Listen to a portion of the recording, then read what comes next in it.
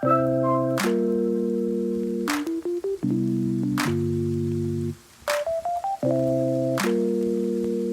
everybody, welcome to another episode of the Universe Within podcast. This episode of the show is being sponsored by the Amazonian Plant Healing Center, the Temple, the Way of Light. I've worked at the temple for, I think, about the past decade now, and it's a really beautiful place to experience the work of, I guess, what could be called plant spirit medicine, sacred plant medicines. They work predominantly with ayahuasca, working in the Shipibo lineage. They offer 12-day retreats where there's 6 ceremonies, 4 different healers or curanderos, doctors, 2 to 3 facilitators. They offer yoga classes. They work with bone doctors, massage people, herbalists. And it's really just an amazing environment to come and experience the power that these plant medicines really have to offer. Within those 12 days, there's 6 ceremonies, which is really an ample amount of time to really begin to go deep into these processes and to really experience all of the healing, the learning, and the teaching that these plants have to offer. So if you're interested in working with ayahuasca, the temple is a really amazing place. They've unfortunately been closed due to the pandemic since March of 2020, but they're scheduled to reopen in August of this year. So if you'd like more information about the temple, you can visit their website at templeofthewayoflight.org, and there'll be a link in the show notes to that. And then also my friend and colleague, Marav Artsy, who I interviewed in episode 28, I believe. We're continuing to run diets. We just finished one. Our next one is actually going to be in New York, in the U.S. I think it might be sold out, although there may be 1 or 2 spots left. And then we're back here in September running diets. And then I also believe we're going to be in Egypt in October. So I'll have all the links to those on my website, nicotianarustica.org. And also Marav has a site, tobaccodiets.com.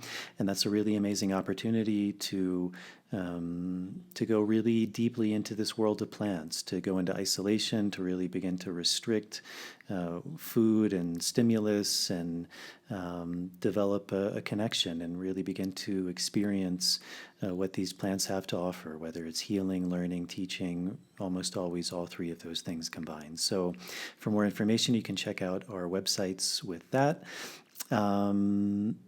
And yeah, this episode, I sat down with my friend Deanna.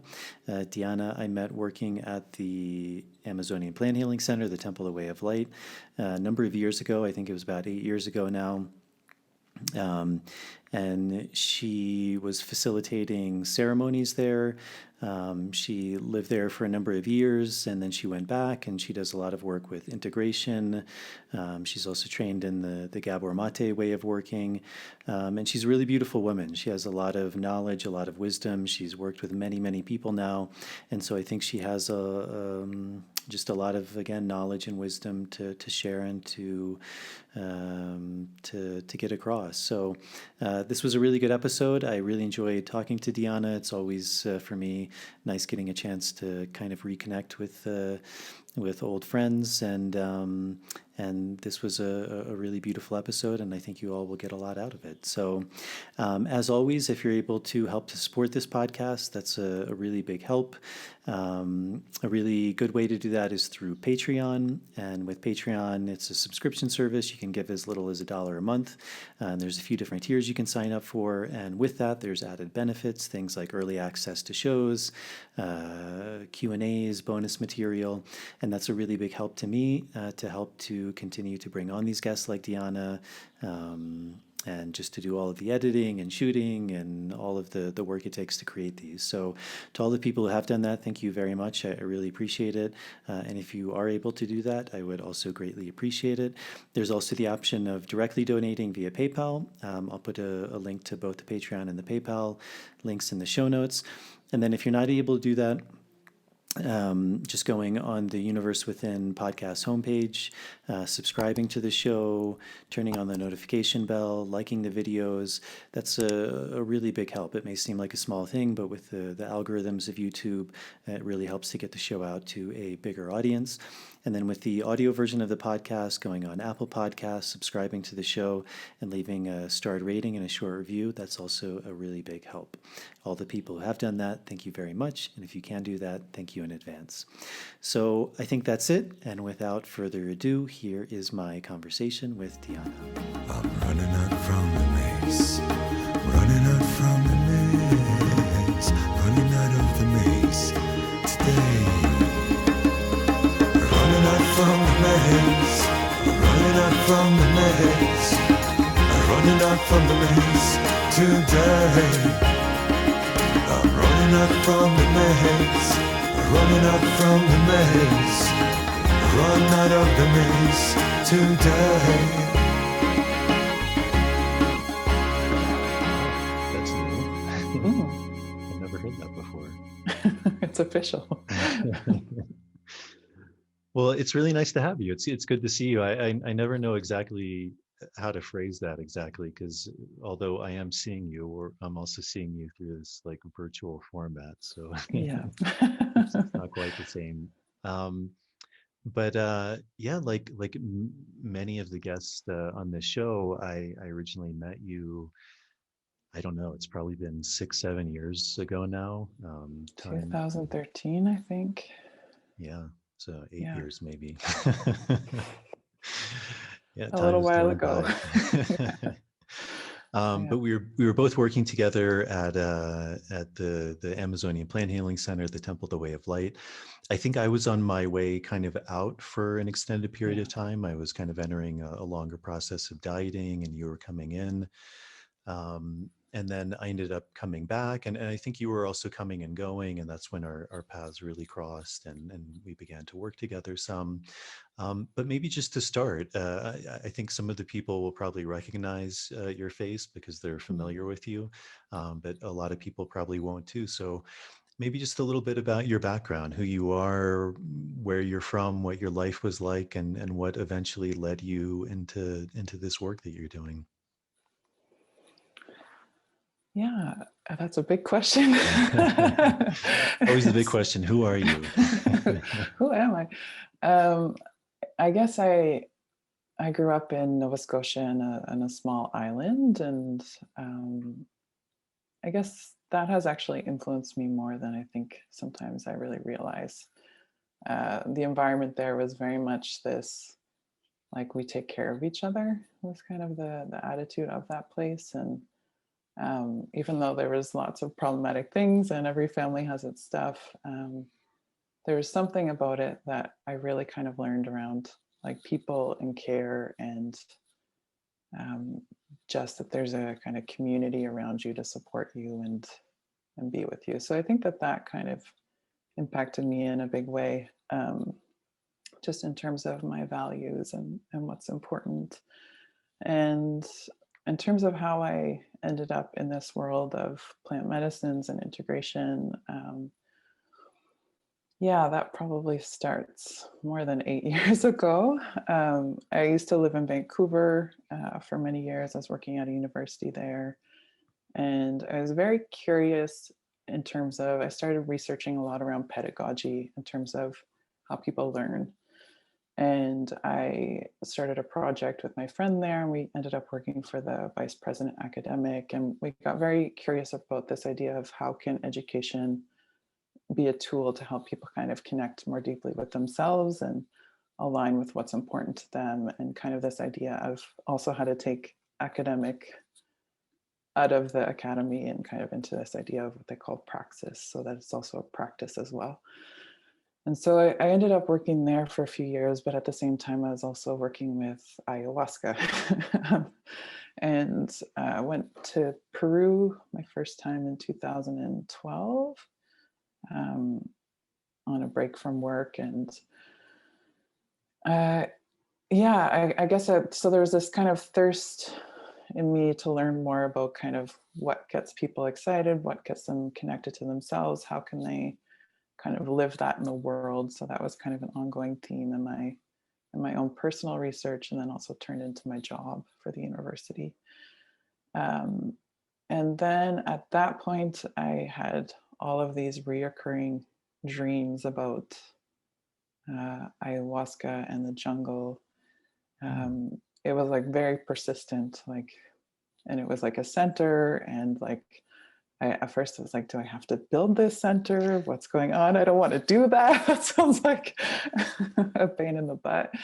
I was like, I don't know where to start with that.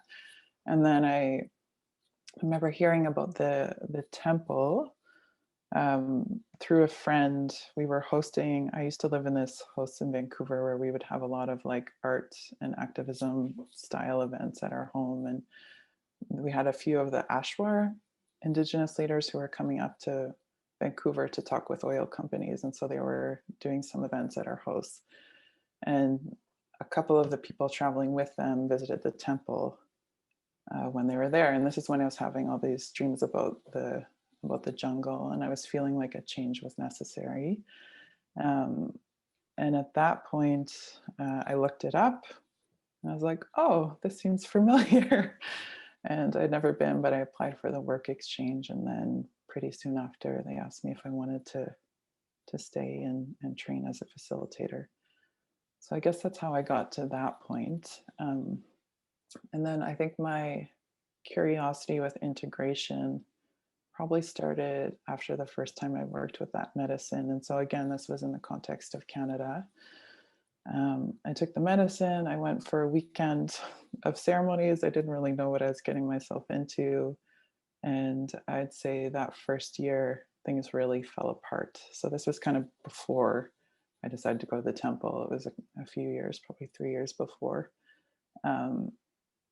And I just didn't really know what I was getting myself into. I tried to talk with the counselors at the time, and I didn't really find them that supportive. Like I didn't really have much of a context. You know, there was definitely some support there, but some of the things that I was going through, they just couldn't really relate to. And eventually, I'm very glad that that all happened and kind of things fell apart. But at the time, it was very, very challenging. So I guess I have a lot of empathy in terms of, you know, what this can bring up, these medicines can bring up for people. And then I also kind of have a lot of respect for the power of these plants. And so all of these things, and then have kind of been intertwining together with my own personal work and doing my own process of dietas and, you know, living. I was in the Amazon. I went in 2013. I guess that's when you were on your way out. But I was working there for about 4 years in and out of the jungle and studying at the same time. And then I think integration kind of took the next level when I went to Mexico and started to see Gabor Mate doing his work. And so I went and first participated in a retreat where I was a guest, and then eventually worked a few more with them and that crew of folks. So they would do ayahuasca, and then they would do really intensive group processing for about 8 hours in the day. And so I think that's really where there was like something missing still, I think, in my process, where it's like, oh, okay. I think that it's possible to gain a lot more tools to help people kind of connect these experiences back to their lives. And I just noticed, you know, in myself, like I was able to connect some things that, you know, I felt like I had a lot of really great friends at the temple in terms of that I was able to sit with and process things, or just even for myself. But I found like they just hit a kind of deeper level of being grounded, some of these concepts and some of these experiences. So I think that's something that just always stuck out to me in terms of like, okay, there is a way to kind of gain more tools that can really relate to this experience. And I think some people need it and some people don't. You know, I think some people have a good sense. I think it's not like integration is a really big theme and a really big concept. And I think most people can benefit from doing integration work. And at the same time, I don't think everyone needs it all the time. And it can look like someone might just need one session because they're confused by something, or sometimes people want ongoing work. And so that brought me to about 4 years ago, and I left the jungle, and then I think experienced my own another big period of integration in terms of adjusting back to Western life. There was a lot of big personal changes, marriage, a child,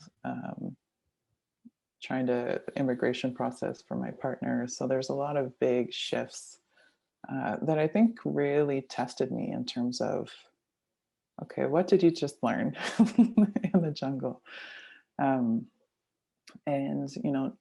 kind of also seeing that these plants aren't a fix-all, and they're not a magic wand, but, hopefully they can be another tool of giving us skills to navigate, to open up more space in ourselves, to kind of be with the challenging moments, the beautiful moments, all of the above, like just to be with experience, whatever that is.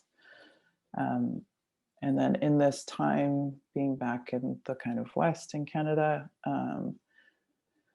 I've been studying a few different things. So somatic experiencing, I finished the more official Cabermates compassionate inquiry, and then now started my master's in psychology of counseling. And I guess I'm personally really curious about how do we, like, there's a medicine and all of these different systems and all of these different modalities.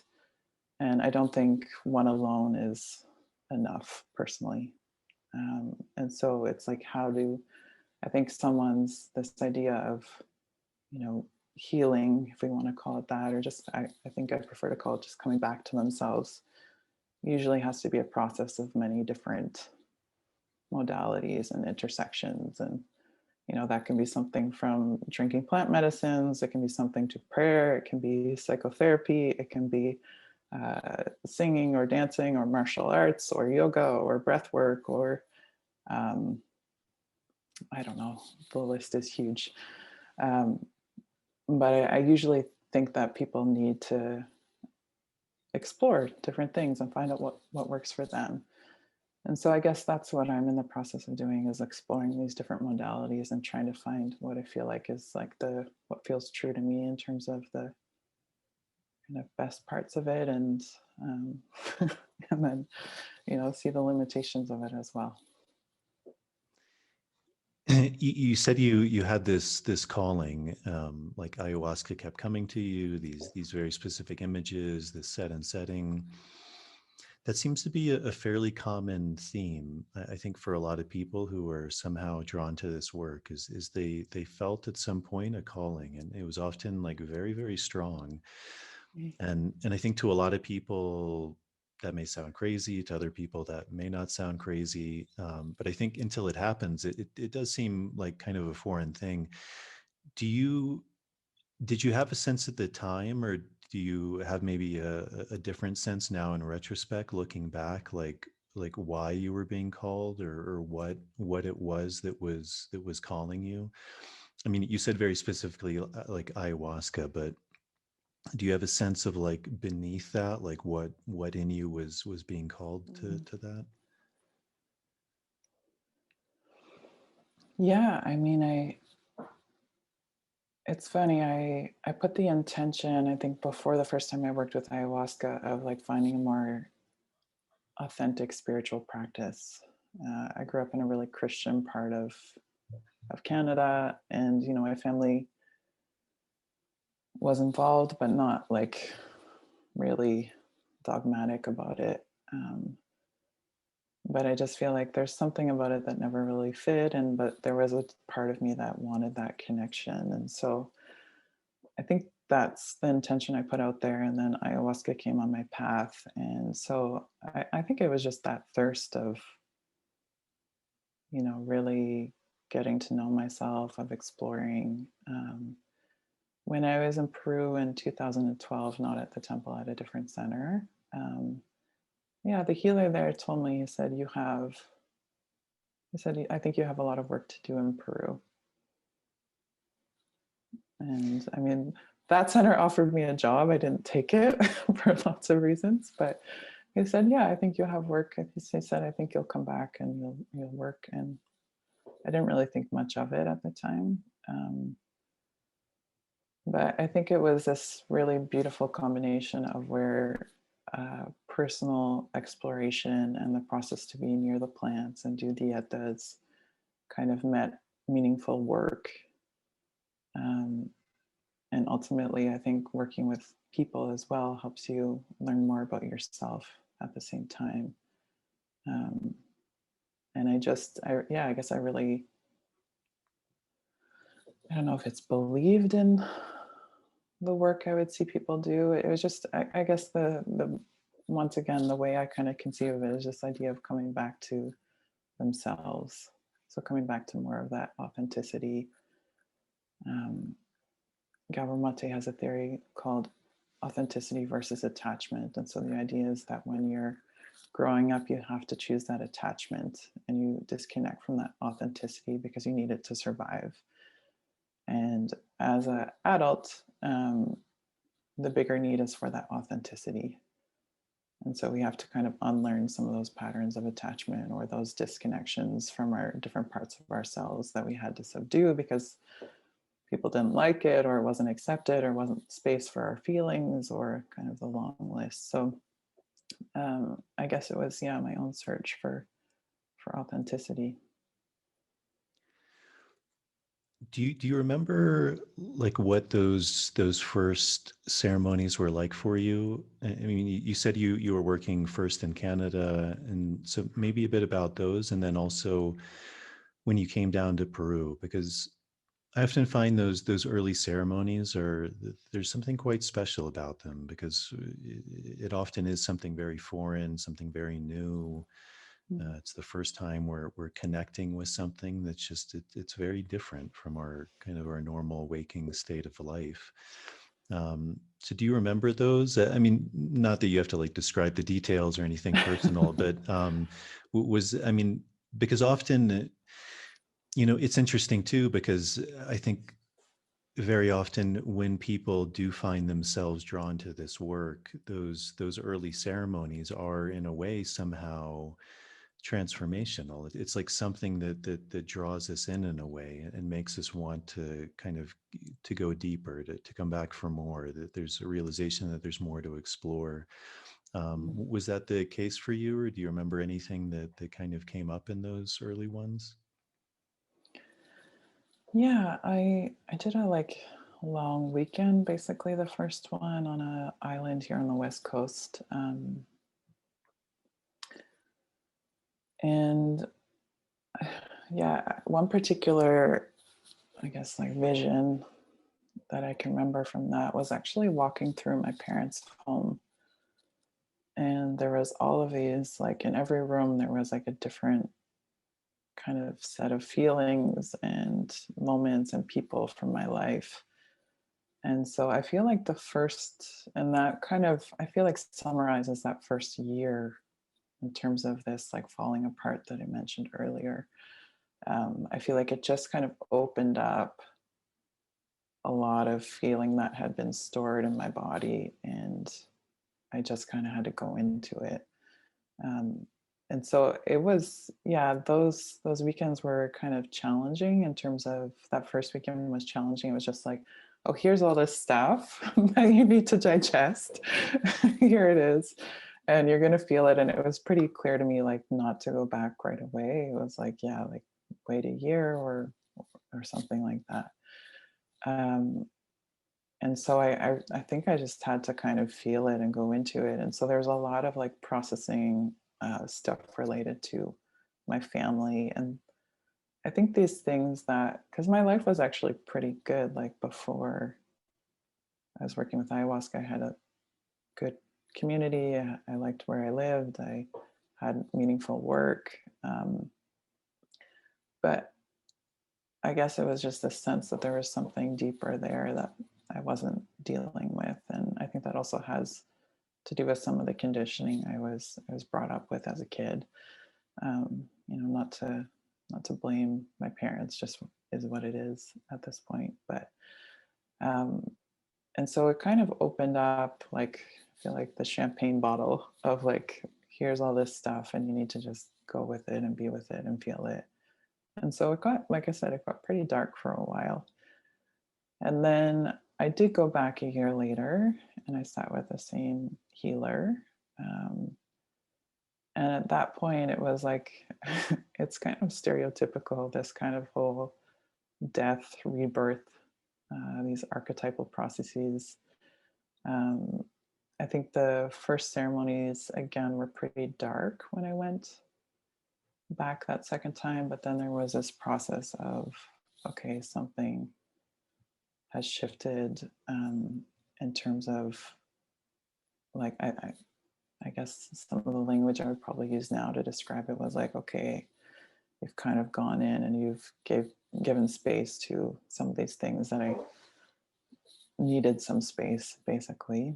And then, yeah, there was, lots of images of kind of rebirth and moving from like darkness to light, which is pretty cliche in a lot of ways, but I really do believe in these archetypal processes that can happen for people. And a lot of people talk about this idea of death and rebirth.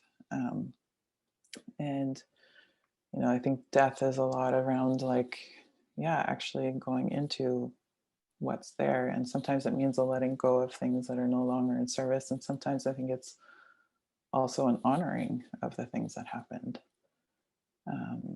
And I think it's the process of ongoing death. If you work with these medicines, ultimately it often means that you're on a process of working with change, whatever that is. If it's changing your mind, your environment, your inner world, your practices, how you talk to someone, and there's going to be a lot of death and grief that goes along with that. Mm-hmm. It's an interesting point you bring up, that after you worked with ayahuasca for the first time, you said your life kind of fell apart. And some people may be familiar with that, but I think for a lot of people, the idea would be, I'm coming down, I'm working with these sacred plants, these ancient traditions, because it's going to be amazing and my life is going to get better. So I think to some people that seems kind of paradoxical. Like, why would you want to work with this if your life is going to fall apart? But would you say that's also like the process of death and rebirth is like, first there has to be a dying away before we can begin to rebuild ourselves? We kind of have to go into the darkness before we can get a better sense of what truly is that light.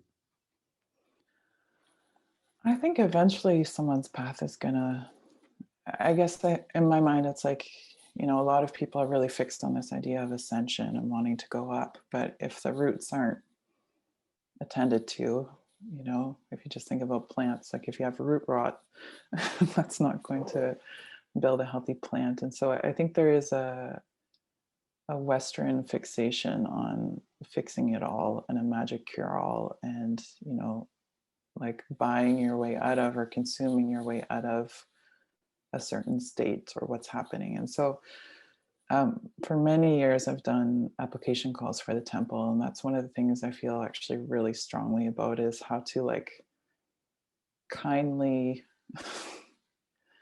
address someone's expectations, that they're going to feel a certain way at the end of this retreat, because most people have some sense of, this is how I want to feel.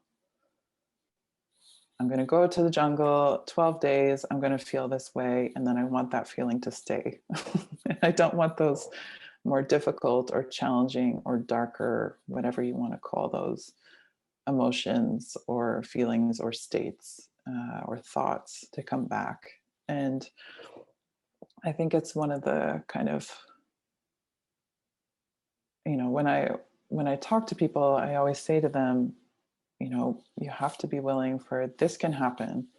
You could have a period where things fall apart, where you have to go into that difficulty, where you have to kind of be with, like, do you have tools to manage that? How is it for you now when stressful things come up? Like, what do you do? How do you react? What's your support network like? sometimes that lasts 2 weeks for people. Sometimes it lasts a year. Sometimes I've seen it last over a year with some clients that I've worked with. And so it's like, are you willing? I think you have to be willing to kind of go into, again, using these kind of cliche terms as the shadow content. If you're wanting to engage in these plants, in terms of like, I just think working at the temple and seeing so many people go through, like some people are really wanting to go into that stuff.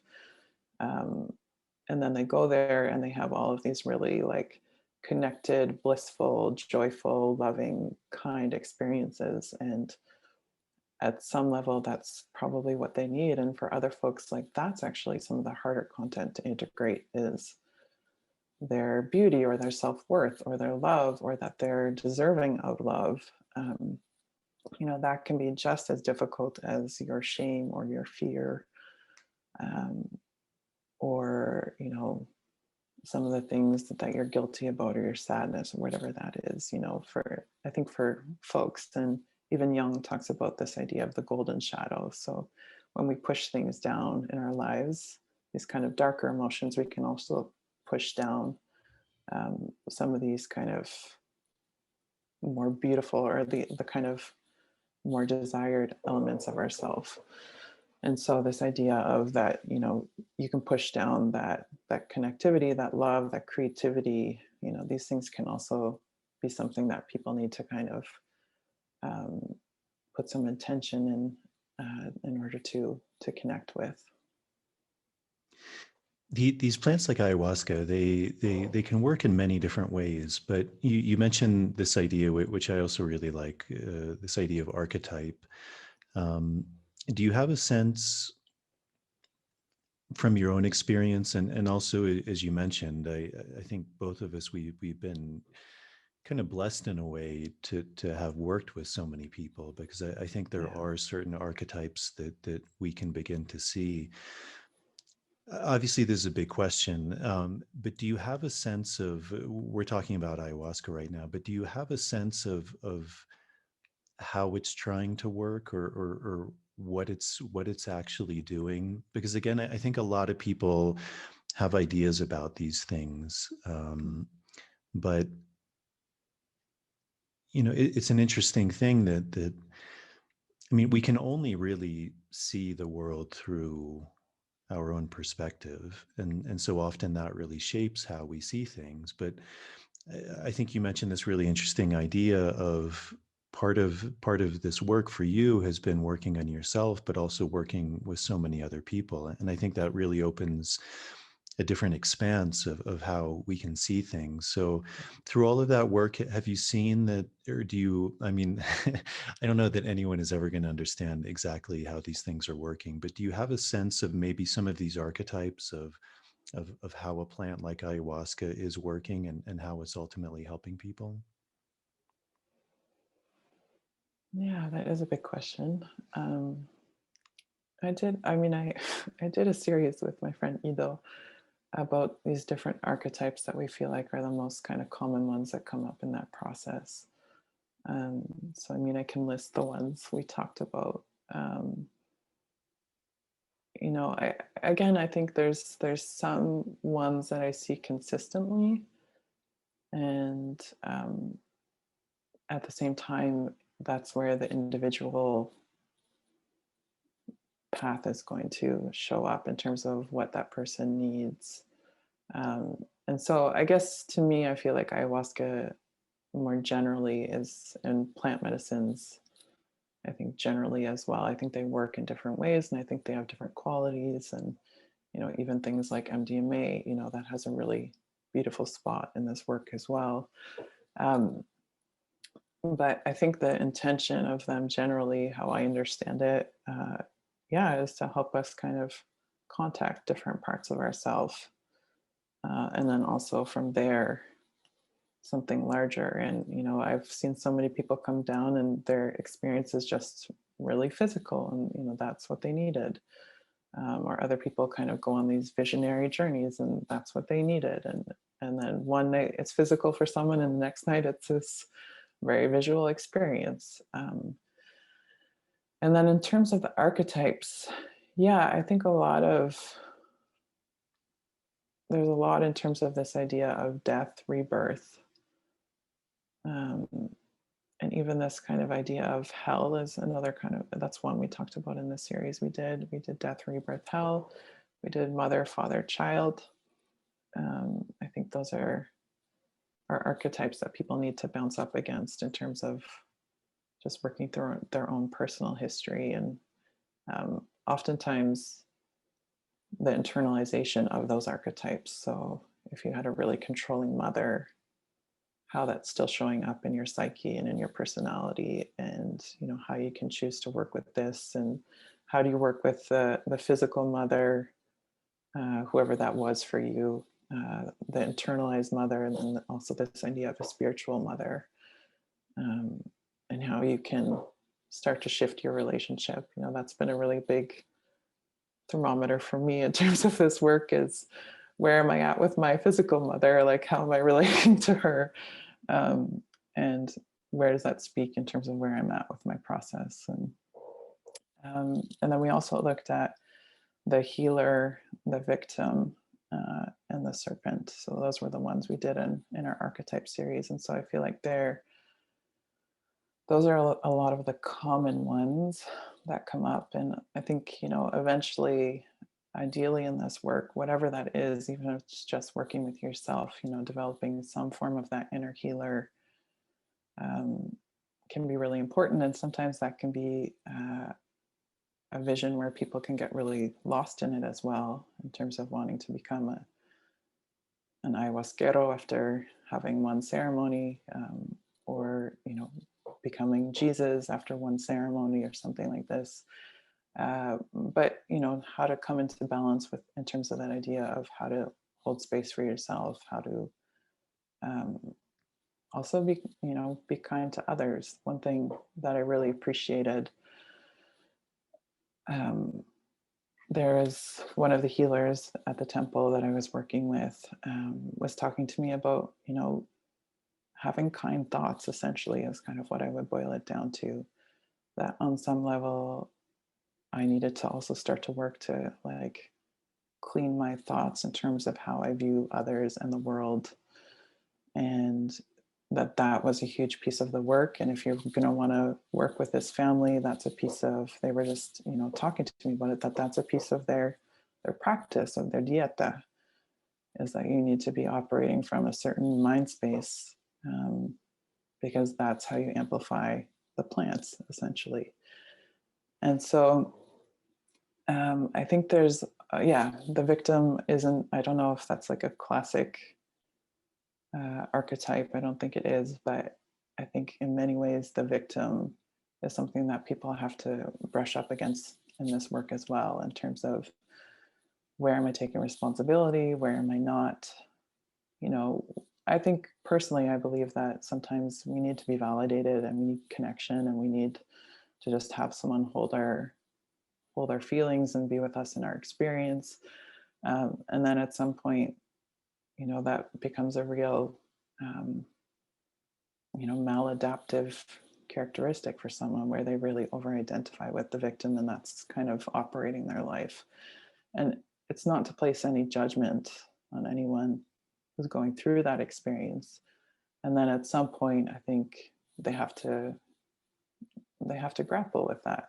Is that something they want to build a relationship with? That's the whole idea of this archetype series, was building a relationship with these different parts of ourself. And the victim, it's like, if you consciously are being a victim and you're okay with that, that's okay for now.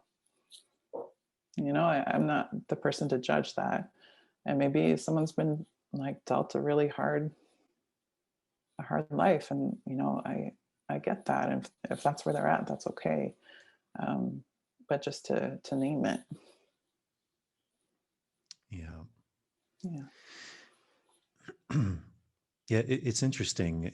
You brought up a couple interesting points. I had actually never thought about that in that way, but often with this work,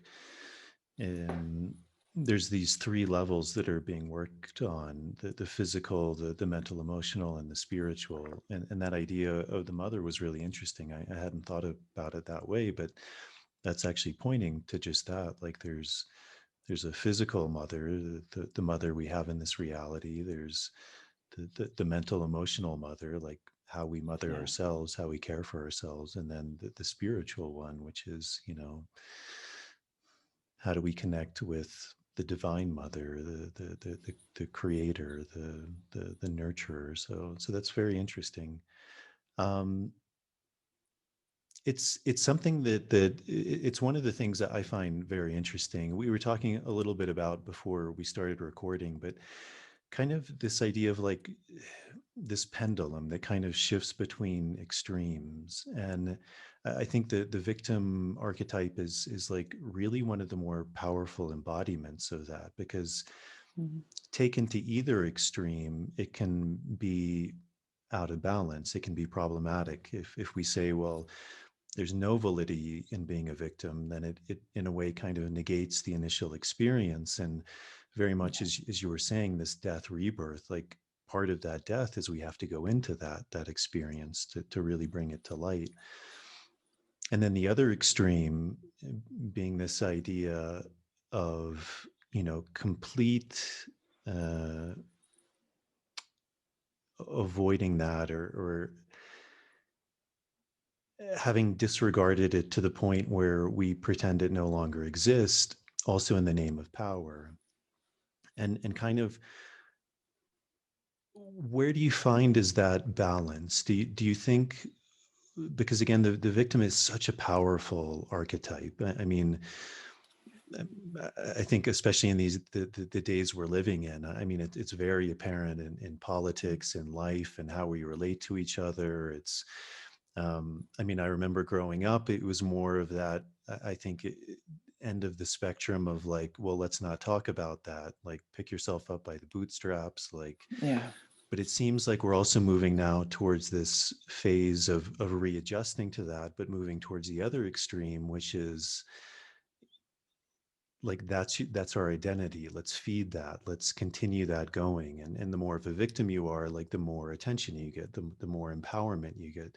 So where do you think is that balance? Is that also represented in the archetype of death rebirth, that it's something we have to go into? We can't ignore it, we have to fully go into it, but then eventually the rebirth part is recognizing that, like integrating that, and then in essence freeing ourselves of that.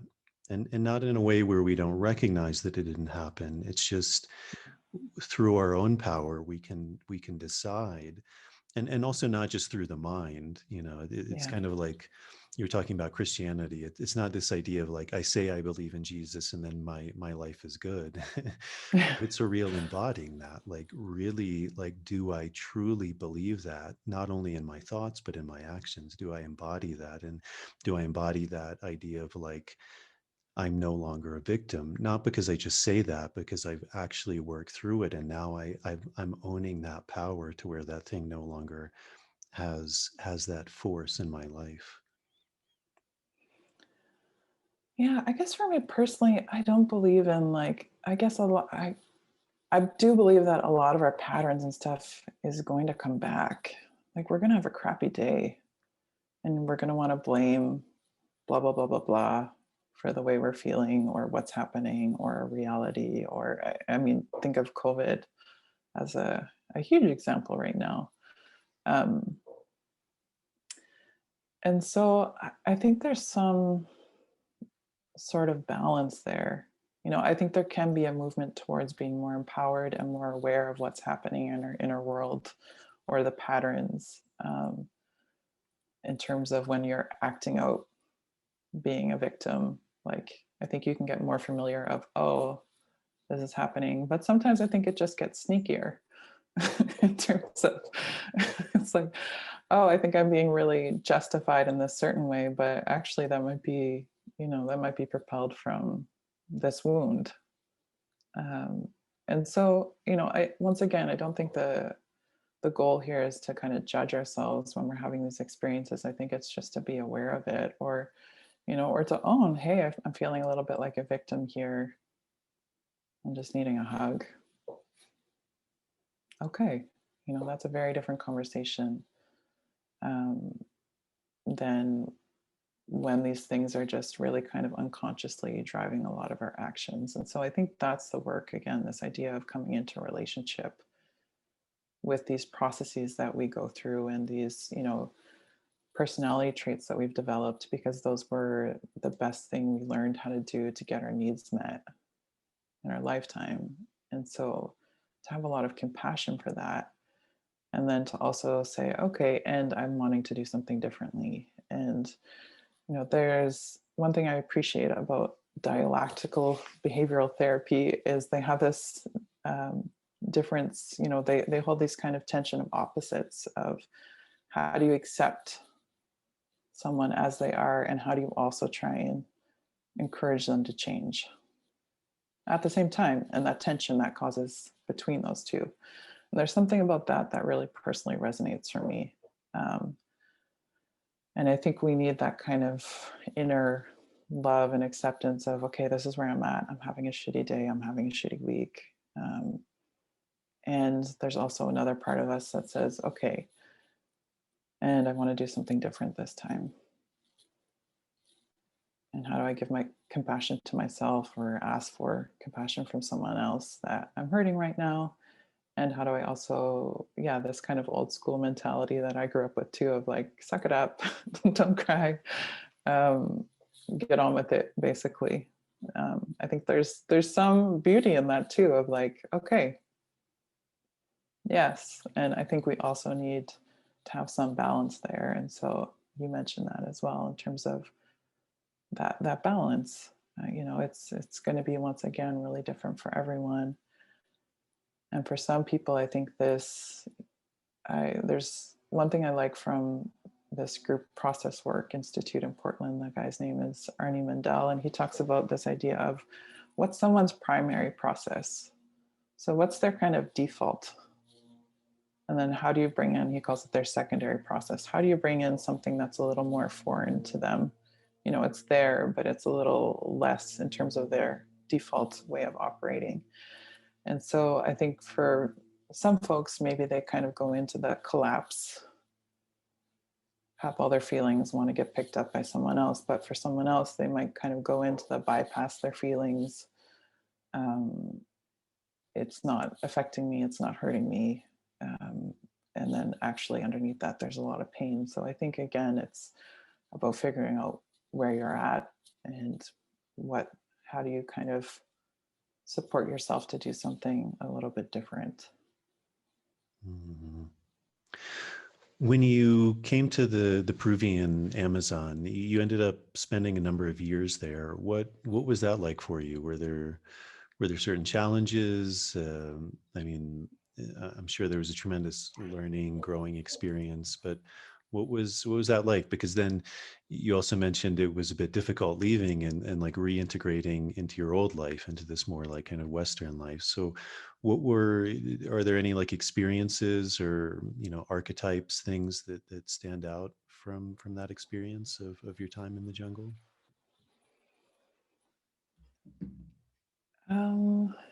Yeah, I guess I've been reflecting on it a lot recently, and like a little bit nostalgic for it in a way. And I've talked with some other folks too who uh, have had similar moments of that. I mean, you're living in a small community in the Amazon, which is a pretty hard environment to live in, uh, dealing with a very powerful medicine that is eventually there to stir people's stuff up. And so there's a lot of challenges in that, and there's a lot of beautiful opportunity in that. And so I guess I kind of see it as a pressure cooker of of internal experience and kind of collective experience, this kind of transpersonal element.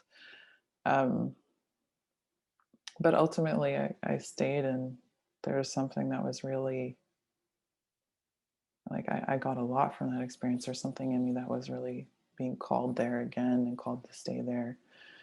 And so I think it was like probably some of the most magical times, and in moments some of the most difficult times. But ultimately, I think again it allowed me to get in touch with a lot more parts of myself, a lot more, like, conflicts would happen between people in terms of just living there in community, disagreements. So also in a way, like, simultaneously opening up my worldview and my perspectives, and also solidifying certain things in terms of actually this feels really right to me, and learning in terms of where those boundaries are for myself. And I think the biggest thing, there's the personal journey, and then there was also the journey of working with clients, and just seeing folks come, uh, and be able to open themselves in ways that, a lot of them would say I haven't been able to in a very long period of time. And yeah, just a really safe environment for folks to explore themselves with a very powerful tool of ayahuasca and the other plants that were working there. And I think, the the healers as well were just such a joyful part in terms of being there, like just hearing their laughter constantly. And I think it was a really beautiful process in, like, breaking down my worldview in terms of coming from a Western perspective, where things here are pretty much talked about in terms of the mind, maybe a little bit of emotions, definitely not so much mention of spirit. Um, Body for sure, they talk about the physical body, but then going into stepping into that worldview, and I feel like only a tiny baby in understanding uh, the Shipibo worldview and cosmology after years of being there and a lot of conversations. But yeah, I think a big part of it was also just learning a different way and experiencing. And again, as you're talking about earlier, like embodying a different way, like having that kind of settle into some of my body. And um, I think that was so refreshing for me, and just something I was really longing for in terms of um, coming from a pretty sick culture. And again, I feel like I had a pretty privileged upbringing because I had a really big family and I grew up in nature. And so I just, like, in the summer, we would just go outside and we'd get, like, they'd yell our names when it was time to come back and eat, basically. So, um, I had a really beautiful connection with nature growing up, and just being outside and with a lot of caring people. But there was still something that I feel like was missing for me, and so having a taste of that with the healers was just so refreshing. Um, and then to see what was possible, like what was possible in a 12-day retreat for someone, or in the 20, it changed throughout the 28 or 23 or 21-day retreat for folks. And so, yeah, I think just constantly seeing people coming alive again, or experiencing their anger or their shame or their fear or their joy or their creativity, was just such an honor. Someone reached out to me tomorrow to do an interview. Although this podcast is being delayed, so when we come out, it will have already been shot. But I'm going to kind of cheat because it's actually a question on what does it take to be a good facilitator. So I'm going to ask you so that hopefully you can give me some answers for the interview tomorrow. Well, what do you think, Jason? From your experience, starting first doing this work on yourself, working in Canada, coming down to the jungle, beginning, as you said, to really open up to a different way of being, opening up to a different cosmovision, and then really it's always a tricky word, but facilitating or guiding, helping to run these ceremonies.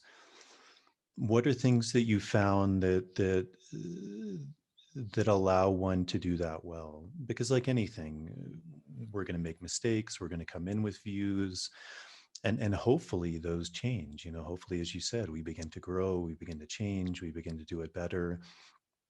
Are there things that you see that allow one to hopefully do that work better? Because um, I think it's also a growing question, is as this work becomes more widespread, there's a growing interest in that kind Yeah. of work. Um, but again, I think there's a lot of, I don't know what the word is, but interesting views of what that may really entail. So from your experience, if anyone is listening, I mean, maybe just for their own curiosity, but also if someone is listening and maybe they feel a calling to that, what do you think that process is like? And is there anything that you, from your own experience, have learned? Haven't I mean, I'm learned sure there's a anything at lot you've all. learned, but I'm just joking. um, yeah, I would love to hear your perspective on that as well. Yeah, I think there's one thing from a training I did pre-temple days where it was someone who worked a lot with like inner city youth basically, and that was our, you know, different youth that had a lot of cards stacked against them, I would say, in different capacities. And he said something that always stuck with me. He said, if you can't see the good, and I'll use good in quotations, in someone, you can't work with them. And so I feel like that's kind of what I keep in my heart in terms of when I facilitate or now do integration sessions with people, um, in terms of seeing like, yeah, what's right with someone. Because usually folks are coming to this work with, what's not working in their life. And so I think to also be able to see beyond that is really important. Um, and I think it takes a long time to learn how to ask good questions. I think there's a process that people often go through where at first it's like they want to express their opinion and their views. And then I think like there's some process of getting yourself out of the way. Um, and then eventually being able to do more of this inquiry work, however you want to frame that. And there's so many different, I think there's so many modalities that can support you in terms of that learning. I find somatic experiencing incredibly helpful because it brings people to the present, it brings them into their bodies.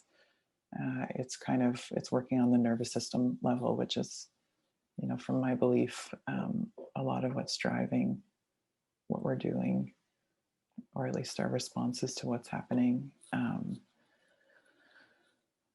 But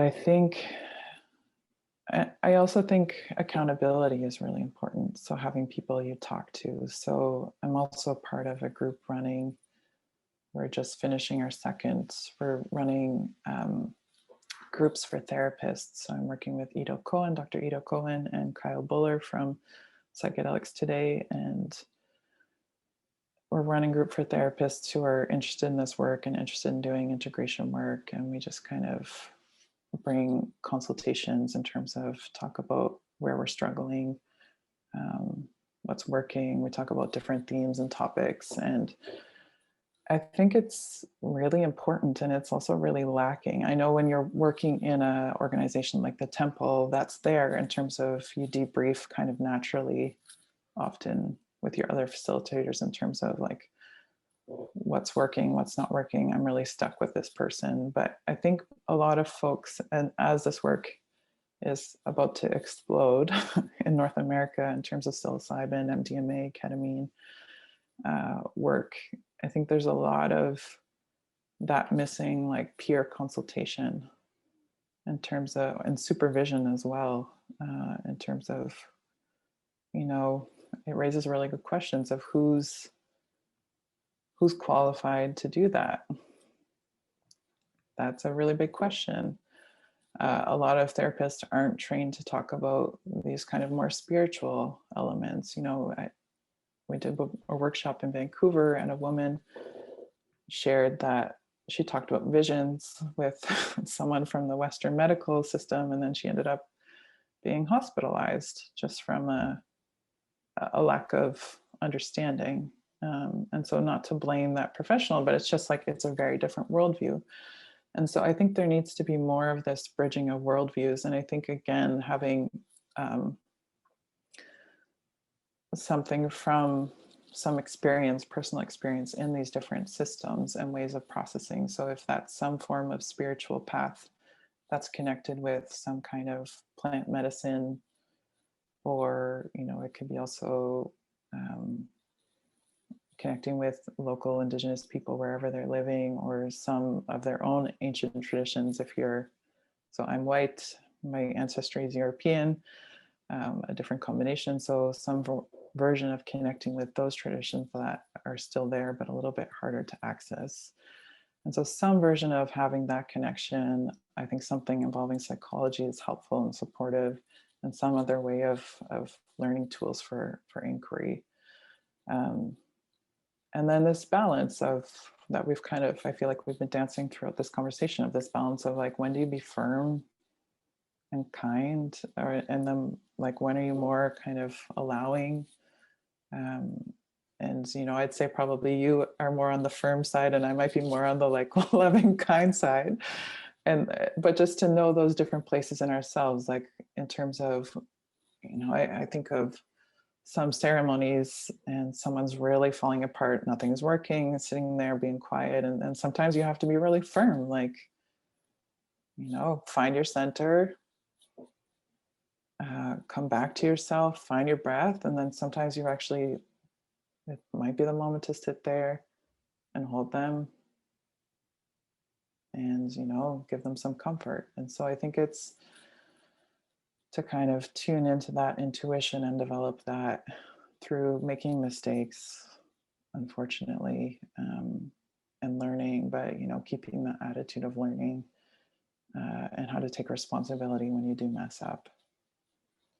So I don't know, it's a huge topic, but do you have anything you want to add? No, I think that was beautiful. I mean, I think for me, probably the essence, if it had to be boiled down to one thing, is just doing the work on ourselves, and through that process, as you said, like that idea of empathy, of seeing the good in people. I think that, like, also, as you were talking about earlier, like that going into the darkness of ourselves, and emerging from that. And I think that breeds like a natural compassion. It breeds a natural understanding, and it also, in a way, breeds a natural. I mean, the word that's coming to me now, but it's not exactly correct. But a type of mastery, and not a mastery in that it's set, and I know everything I know. Obviously, there's always growing and there's always change, but a mastery in the sense that if I'm sitting next to someone, and they're in a really dark place. If I've been there, or, again, I can never know exactly every little detail about what they're going through. But again, in these terms of archetypes, if I've been in that archetypical situation, can I guide them? And if I haven't really been in that, maybe I can, but it's not going to have the same resonance as if I've been there, and I can genuinely tell them, like, it is okay. Not from a place like I read that in a manual, or I hope it's okay. Everyone told me this is okay, but that it really is. And not only have I seen it in myself, but I've seen it in hundreds of people. And I think that's very powerful, because people feel that. There's a sense of comfort. Yeah. There's a sense of being held in a way, even if it's not physically being held, but just being held in a space. It was interesting. I just finished running some dietas with Marav, a friend and colleague of mine, and we had a guy come back. He had done 2 previous diets, and he stayed for another. Ended up being 4. He was only going to stay for 2, but he just felt called to keep going. But he was saying it was really funny because prior to that, he had gone to another ayahuasca center and was sitting. And before, like, he could never sit the whole ceremony. He was actually kind of like afraid of the shaman. Like when they came to sing to him, he'd like go to the back of his mat. But he found, and, again, according to him, he attributed it to the diets. To what degree, I don't know, but that's what he felt. And, he was saying that through this process of dieting, like, he was able to sit there and kind of, again, the archetypes of some of the plants he was dieting, these trees, tobacco, like he felt like it was giving him that strength to sit there. Mm. And he said he said it turned out to be kind of bad because the facilitators, they thought nothing was happening because everyone else was like flopping around and crying and screaming, and he was just sitting there. So every ceremony they kept doubling his dose. And internally he was like going on this wild journey. But in group share, people would say to him like, hey, like your presence, it just, when I was struggling, like it gave me strength. Like I saw you as this father figure. Like I saw you as like a caregiver, even though, Mm. again, all he was doing was just sitting there. And he wasn't trying to do that. He had no intention of doing that, but people kind of fed off of that. And so yeah, I think in that way, it's really doing this work on ourselves. And as we do that, we're like anything, we're better able to hold that space for other people. And it's a constant journey, and it's something really interesting. Even with my process, is I had done a lot of plant medicine work. I was at the temple for a year, drinking a lot, doing dietas, and then I left to do a longer process of dieting. Um, and then I came back, and that really opened up, especially like ayahuasca, in a Yeah. completely different way. And I was feeling kind of just these benefits and these things I had learned, but then I had a really, really challenging experience where it was even really difficult to facilitate myself, because all of the things I would say to someone else, I couldn't say to myself because I had actually never experienced that before. Mm. So, I couldn't say, it went on for like 3 days and I had never seen that before. And so I couldn't say, well, it's going to pass, because I hadn't seen someone have that experience for 3 days in the past. So, I was questioning my sanity. I was questioning everything.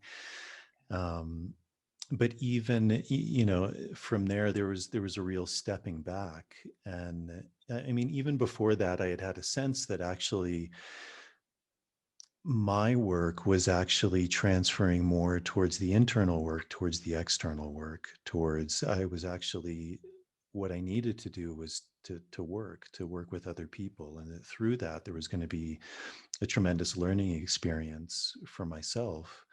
Um, it was also funny because someone asked me the other day, they said, oh, well, like that's really service work. Like it's like karma yoga. And I was like, yeah, to some degree that's true, but it was also my own work. And, through that, working with other people, that really transformed me in a way too. Like it taught me a Yeah. lot. So, kind of a long answer, but I think there's really, there's no shortcut. Yeah. Um, and I think it's something also we're missing a bit in society, is, as you said, like we want to consume our way through something, or we want to buy it, or we want a certificate, or we want someone to tell us like, okay, now you're ready for this. And for better, for worse, I think there just really is no substitution for time and effort and wisdom. And again, something I think we've lost a bit in our culture is like that wisdom of the elders, because if nothing else, like they have time, they have experience, they've seen things, they work through things, and there's a tremendous power in that. So yeah. Yeah, it's um, true.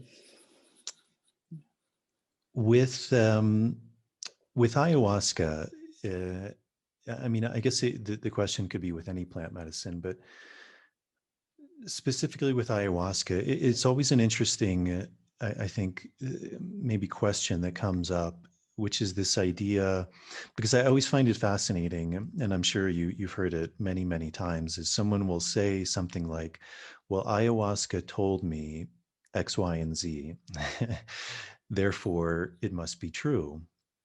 Because again, it's this idea, well, it's coming from spirit, it's coming from a higher source. Therefore, any information I receive, it has a certain authority, it has an element of truth to it. Um, and yet at the same time, I think one of the fascinating things about working with so many people is you see these medicines point towards so many things, and it's almost like it has to be spoken to through the lens of the person. Like that's, I mean, kind of obviously, but that's the only way that they can truly take in what they need to be taught, or what they need to experience. Like it has to be in a language even, that they understand. It's, for the Shipibo, they sing in Shipibo. If you're a Shuar, you sing in Shuar. It's not necessarily like a universal language per se, a universal experience, but something that's also very personal.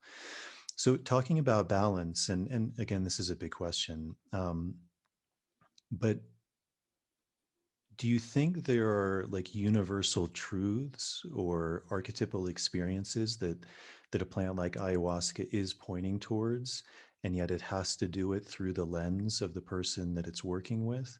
Or is it just completely this idea that, all truth is personal, and everything is seen through our lens? Or do you sense that there is like some higher, whatever we want to call it, spirit, God, consciousness, that is trying to teach us certain universal or fundamental principles that actually are for our own benefit?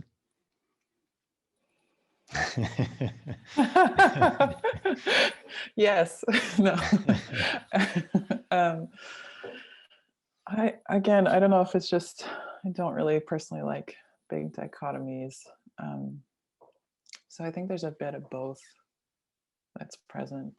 Um, I think I remember one workshop, there was a comedian in the group, and a lot of his experiences was like through jokes, and other people were getting pissed off because they were like, why is he having a good time? And when he's talking about it, he's talking in jokes. And I was like, well, that's his world.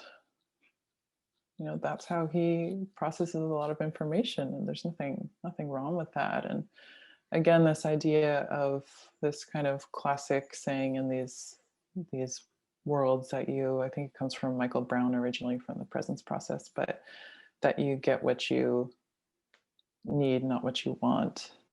And so I think there's a couple different parts to your question. I think there's in terms of someone might just need a deep physical cleaning, and that's the level in terms of where they're at and what they need, and that's perfect for what they need.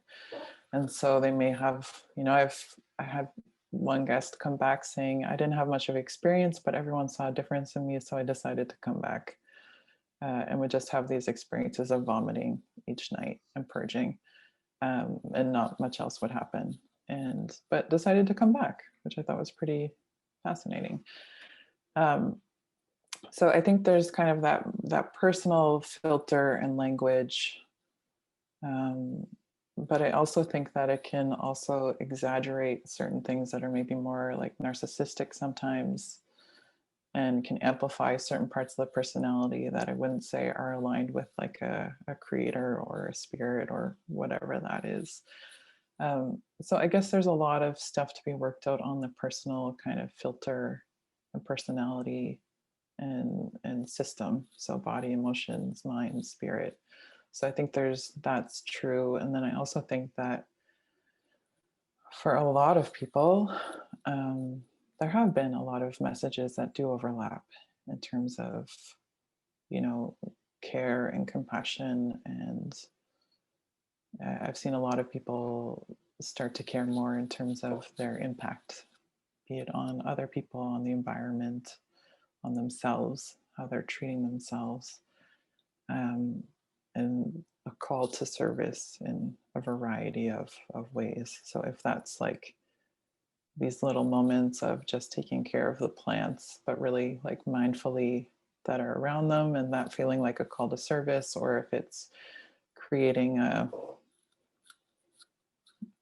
game that has environmental impact, or if it's, you know, feeling called to do this type of work of working with plant medicines or facilitation, or I would definitely think that that is a theme that I've seen a lot. And then I guess I believe in there's kind of a both and there, um, because we're all in different places and we all need different things. And I think it also depends on where someone's at in their personal process of getting to know themselves. Yeah.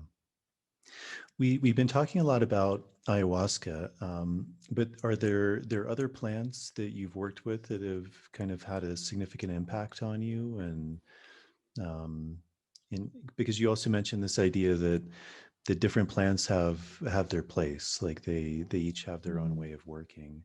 Um, Obviously, where we had worked for a long time, it's predominantly focused on ayahuasca, but are there other plants you've worked with also that have kind of had an impact on you that you feel have been teachers in a way for you? Yeah, tobacco, um, definitely.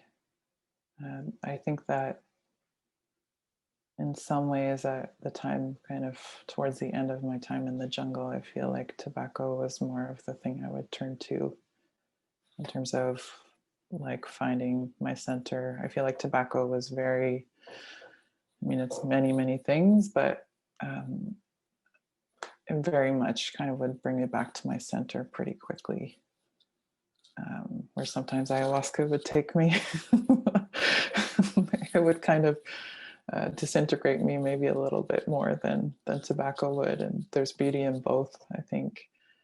Um, and then yeah, there's tons of plants that I feel have taught me things, and then even non-psychoactive plants, like building relationships with them. Like rose is a really big one for me in terms of just as something that, yeah, I feel the deep kind of guidance and protection and relationship with that plant. And I think even just the process of growing plants has taught me a lot about plants. So growing some of my own food, and I'm obsessed with dahlias, they're a type of flower. So like having that process of interacting with plants. The place we lived before this, we had a really big greenhouse and really big area for growing. So um, like about giving them care, about giving them the conditions that they need in order to survive, about how to work with pests. And you could use that metaphor in terms of what are the pests in our lives. How do you cultivate something from a seed to fruit, like all the way through, and what just also that process of growing something and sticking with it, or even host plants in a way of how do you give them the care. So I guess in some ways, I feel like this work has really opened me up to a lot of just kind of a deeper relationship with nature. And you know, having a child, I've taken a big step back from this work in terms of ingesting a lot of the time, although I still use my pipe. Um, but that was actually really important for me in terms of taking a step back and just being like, okay, that I think that was really important for my own integration of taking a break and being like, well, what does this mean when I'm in the 3D reality with a screaming child, and you know, just having to be with what's happening. And in terms of, you know, I feel like that idea that you're talking about of having that knowing in your body and your spirit of that this is going to pass, like that's one of the best training you can have for a parent, in terms of that capacity to just know that this will pass. And some days I'm better at that, and some days I'm not, and that's okay too. Um, and so, yeah, I guess I feel like it's about being in relationship ultimately. Like these plants kind of bring you to that. So I'd say tobacco was really huge for me in doing the dietas with your teacher as well, with Ernesto. And then I guess I'm getting more curious. I've read a lot of the research on like MDMA work for PTSD and psilocybin for depression, and have a little bit of experience with both. And I guess I'm personally getting more and more curious about like what medicines are right for people, what environment is right for people. And I think I'm getting a lot more nuanced in my own thinking around that. So like chemically how MDMA works, it actually allows you to access, why it's so effective for PTSD, it allows you to access the activation that's still stored. Again, if I use the view of your nervous system, without all of the things that normally shut you down. So it allows you to stay in relationship to what's happening inside of you and also with the therapist. And so for someone with PTSD, I might actually say MDMA might be a better option for you. And doing one-to-one work, or working with two therapists, that's the MAPS protocol. That might be a better option for you over a 12-day ayahuasca retreat in the jungle that's far away. You're not going to get as much attention. I think for certain people, some of these medicines, with zero judgment, it just can be too overwhelming. And I think a lot of them will go into freeze or shut down. And, I think the plants are still working. And if you have a talented healer or a healer who really knows what they're doing, they can still do some of that work. But I think often some people aren't their system isn't able to hold that. And so it's like, what is their internal container? And so there's lots of people that I know that have had PTSD and have worked with ayahuasca and have seen benefits. But I think it's just asking that question, like, what's the right container for what I need to be held? Am I needing more of that one-to-one care? If you've had a lot of developmental trauma, maybe you do. If you've had a lot of neglect or there's been abuse, and to have that reparative moment of connection, maybe that's something that would be really impactful for you. A lot of people speak, I've worked with Pachuma, a lot of people have talked about that as this kind of like grounded heart medicine. Like maybe that's what you need. Ayahuasca can be like I said, it can be a little bit all over the place. But I think if this is where the power of the Icaros come in, like to really go into some of that root work, it can be really powerful for that. And then if you're, I see it as like the university, I know that analogy gets used a lot, but these different classes that have different functions and different elements. And so it's kind of like which one do you need? With psilocybin, they talk a lot about in terms of this network. And there's one person I met here who's connected with some of the indigenous people here, and they talked a lot about it as this capacity to hold the things that weren't able to be held. So that's one of the gifts of psilocybin. It's like this whole network is there, and part of that medicine is to help you. And they call them los niños santos. So these like the holy children, the sacred children, to kind of help you go into those experiences and help you hold them and open them. I think ayahuasca and I think even tobacco can do that as well. And then again, Aboga, this stern father idea of really this kind of, I feel like Aboga is more of like a penetrative energy in terms of really kind of going into people. And then that can be expansive, or that could be like a really big kind of shutdown. So I think it's just a process of people getting curious about where they're at.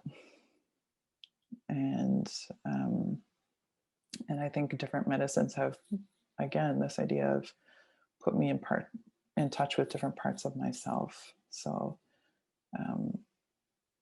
I think they all have medicines, and some of them, like even things like growing my own tulsi and drinking the tea, like these kind of more herbs, I think can be a really beautiful practice and integration in terms of working with these other plants and building a relationship with them, even if it's just like this more subtle level energy, that can be really, really powerful as well. So yeah, I guess I think this is something I want to personally stay really curious about, is like what plant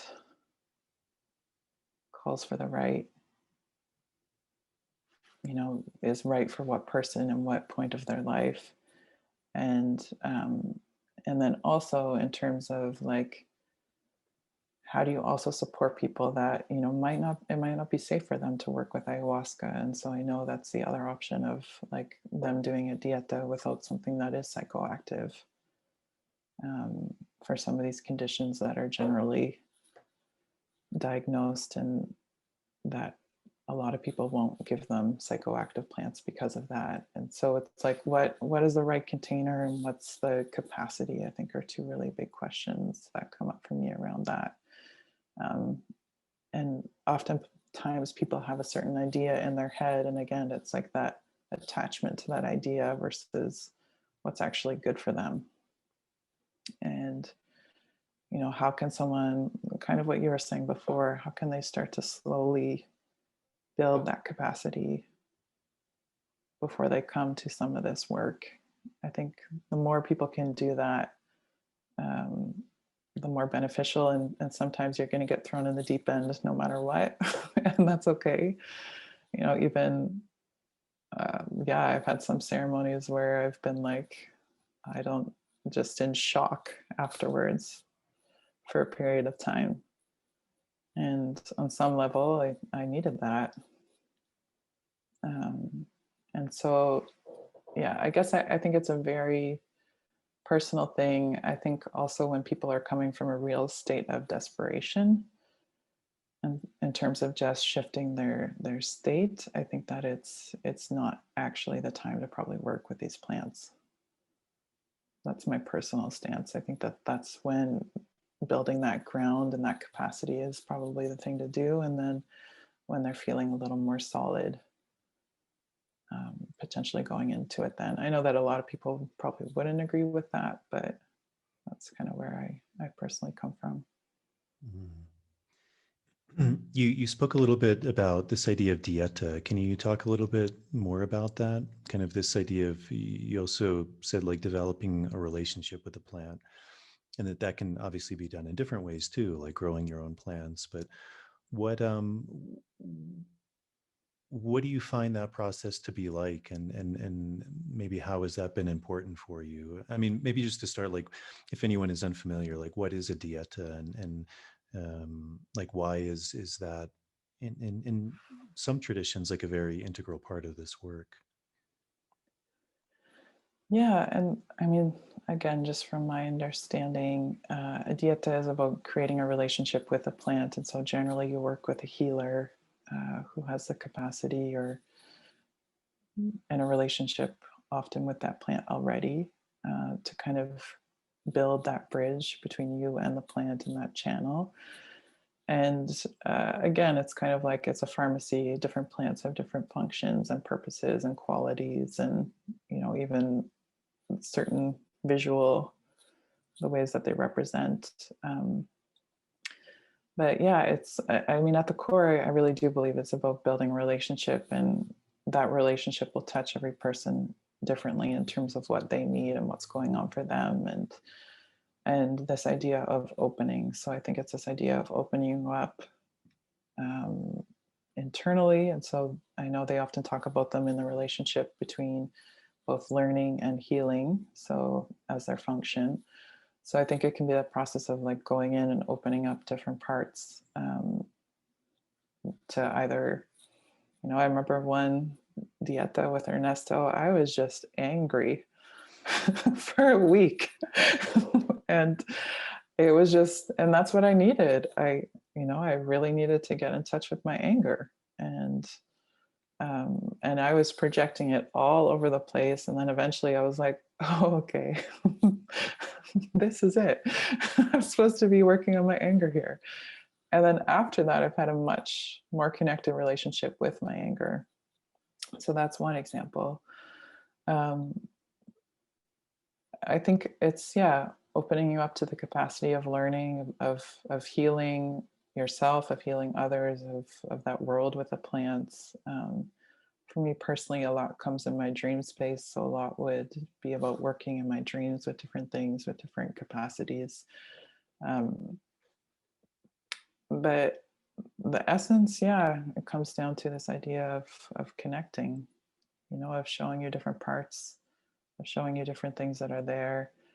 I think eventually they kind of start to drift into this world of other, and this kind of world of healing, and having some kind of teaching qualities around that. But again, I can't um, take that away from the personal process. I feel like there's always a kind of dual dynamic there of, you're learning about others, or maybe about plants, or I've had dreams where I've been taught certain things or different qualities of energy, or um, but that always in some ways also comes back to myself. And so I think you've done an episode on dietas now where you talk about the practicalities of being in isolation and limiting your intake, but just that process of really like limiting your input, so much. I think even doing that alone can be a really powerful catalyst to start to notice, what's there, what's underneath the surface. These are my thoughts, these are my feelings, these are my sensations. Um, these are how I view certain things. This whole, like, we can go back to that example. I was just angry about all of these different things in that dieta, and I was, okay, this is how I learn, like, this is how I project this onto this situation. All of that's really beautiful learning. And then eventually learning, okay, it's obvious to me that I don't like to sit with my anger if I'm throwing it all around the place. Where does that come from? It's a pretty obvious one, especially for women, I think, in a Western world, or folks generally. Anger is not something that we're really taught to work with. We're generally taught to repress it. That's not true all across the board, and there's a huge cultural component to it. But yeah, I wasn't encouraged to be angry, and so learning how to work with that, and how to work with the benefits of that, like healthy aggression, of when to set those boundaries, of when to say no, of when to know when someone's crossing into my space, of knowing, my limits, my capacities. There's a lot of benefits to being able to defend myself if I need to. Healthy aggression is a really important thing in a healthy nervous system. You need to have that capacity. And so that's just an example of like this idea of the plants can go in, they can open something up. It can be very practical, like anger, or it could be otherworldly, like you're learning these healing technologies from these beings in your dreams. And and but again, I always personally try and come back to, how do I ground that, and what does that mean? Okay, if I sit with that energy from my dream, what comes up for me? So that's, yeah, I guess that's a little bit about the process of dietas. Yeah, great. In the beginning, you were speaking a bit about Gabor Mate and how you initially sat in ceremony with him, and then you began to work with him, and then eventually you did was it the compassionate inquiry course? Yeah. I think I even saw there's a film coming out with him now, and it seems like, especially in this work, a lot of people are recognizing his work. He's done a lot of work with trauma. Can you describe a bit about his work? I mean, what that entails, what that means to you, and also how you've seen that has really been able to benefit your own work? Yeah, sure.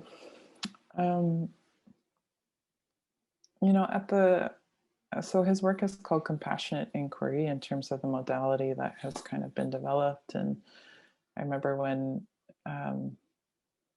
he didn't know if it was something that could be taught at one point. He was unsure of that. just was like, I think it's just what I do. I don't know if this can be taught.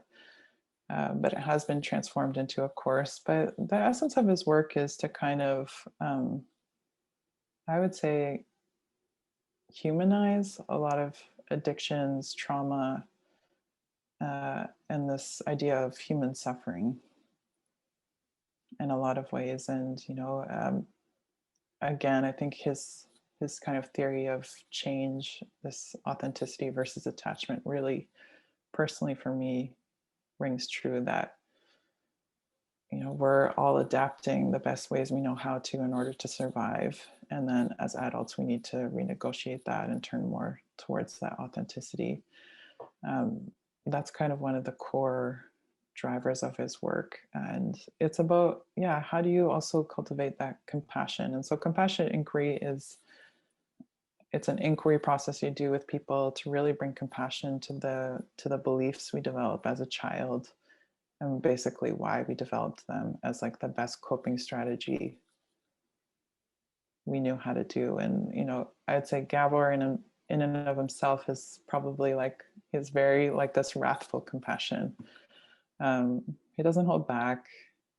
It's very honest. And he really, I think his magic is he tries to get to the heart of what's happening for people.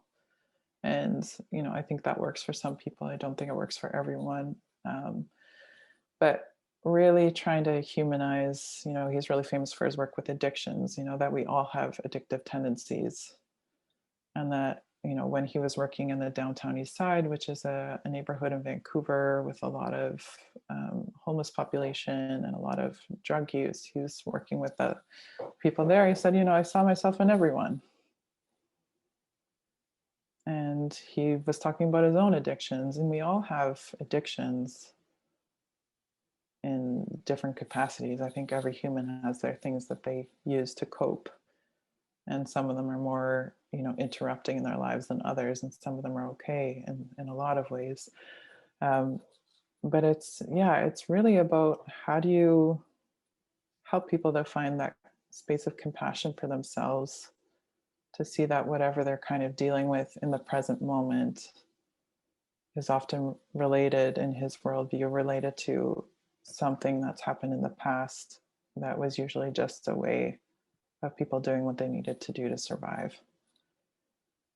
And so if you can start to work with understanding those beliefs that are driving a lot of what you do, connecting them with the body in terms of how they sit in the body.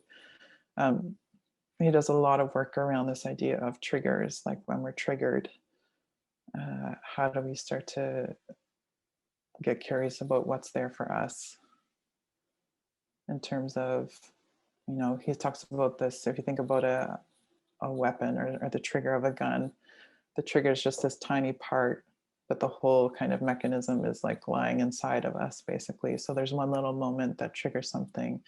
And then the whole idea is about how do you kind of trace it back, and then with that compassion piece. So not making ourselves wrong about it. He does a lot of questioning around, like, if you imagine a child in a similar situation, this idea of almost externalizing. So if you imagine a child going through a similar situation, like how would you think they would feel? So how would you treat that child? Would it be okay to be treated the way you were treated? And often it kind of uncovers that people have double standards for themselves versus others. And so I think it's really about trying to find all those ways, because usually people are a lot harder or critical on themselves than they are other people. Like I feel pretty sure about that one across the board. And so it's about how to start to kind of bring that internally, in terms of how do you start to kind of shift that relationship with yourself kind of on that level, and often start that work of dismantling the beliefs that inner child is still hanging on to.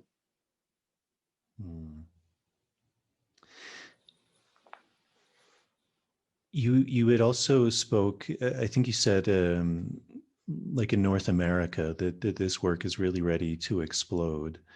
How do you see that happening? And you also mentioned potentially like some of these issues that are going to come up, like who's qualified to do that? Yeah. How do we begin to also in that way like find that balance between these things, because I think a lot of people look at this as like, oh well, this is new work, and in some ways it is, but it's also rooted in something very ancient, which is this plant Yeah. work. But it's being adapted for better, for worse, and maybe that's something you can speak about to the time and place we live in, more clinical settings, working with more Western psychotherapists, more synthesized versions of these plant essences, whether it's psilocybin or you know, whatever field it's going to go into. But maybe you can talk a bit about that, just what you see is happening, and how you think that's going to begin to expand and grow. And then as we're talking about balance, like what are some of the good and the bad that you see that comes with that? Yeah, I think it's really a mixed bag. And I think it also really comes down to the intentions behind the different groups running it. I think there's more and more folks that it's like a tech startup. And you know, I'm not saying that that's bad or good. I'm just saying, yeah, what's the intention behind it? Is it about profit or is it about supporting people? And I think there's a really big difference there. You know, I think it's okay if it's both. I think people have to make money, they have to work, but I think that if it's just about making money, then that is a very different process. And yeah, for example, like the MAPS training, they do give therapists the opportunity to sit with MDMA as part of that training. It's optional, but I'm guessing there's going to be more and more examples of these, you know, of as these legal trials expand. I think, you know, we're moving towards legalization of these substances and expanded access sites. You know, that's pretty much happening in the States right now, and it's starting to happen in Canada as well. Yeah, I think it's going to bring up a lot of ethical questions around, like, if you think about psilocybin, like that does have indigenous roots. So, but that's not even part of the discussion. And, you know, I think especially within a research setting, there has to be this very practical, very mind-centered way of looking at it. Like you have to be able to measure it. You have to be able to talk about it, to compare it.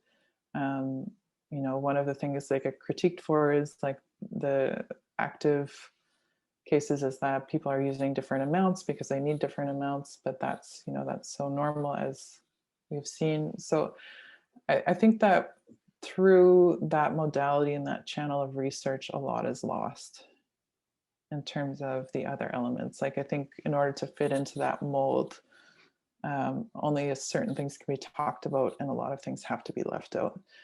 And that's, you know, that's okay. It's not the worst thing, but I guess I'm just curious about, well, when do those other pieces of the conversation get to be brought back in?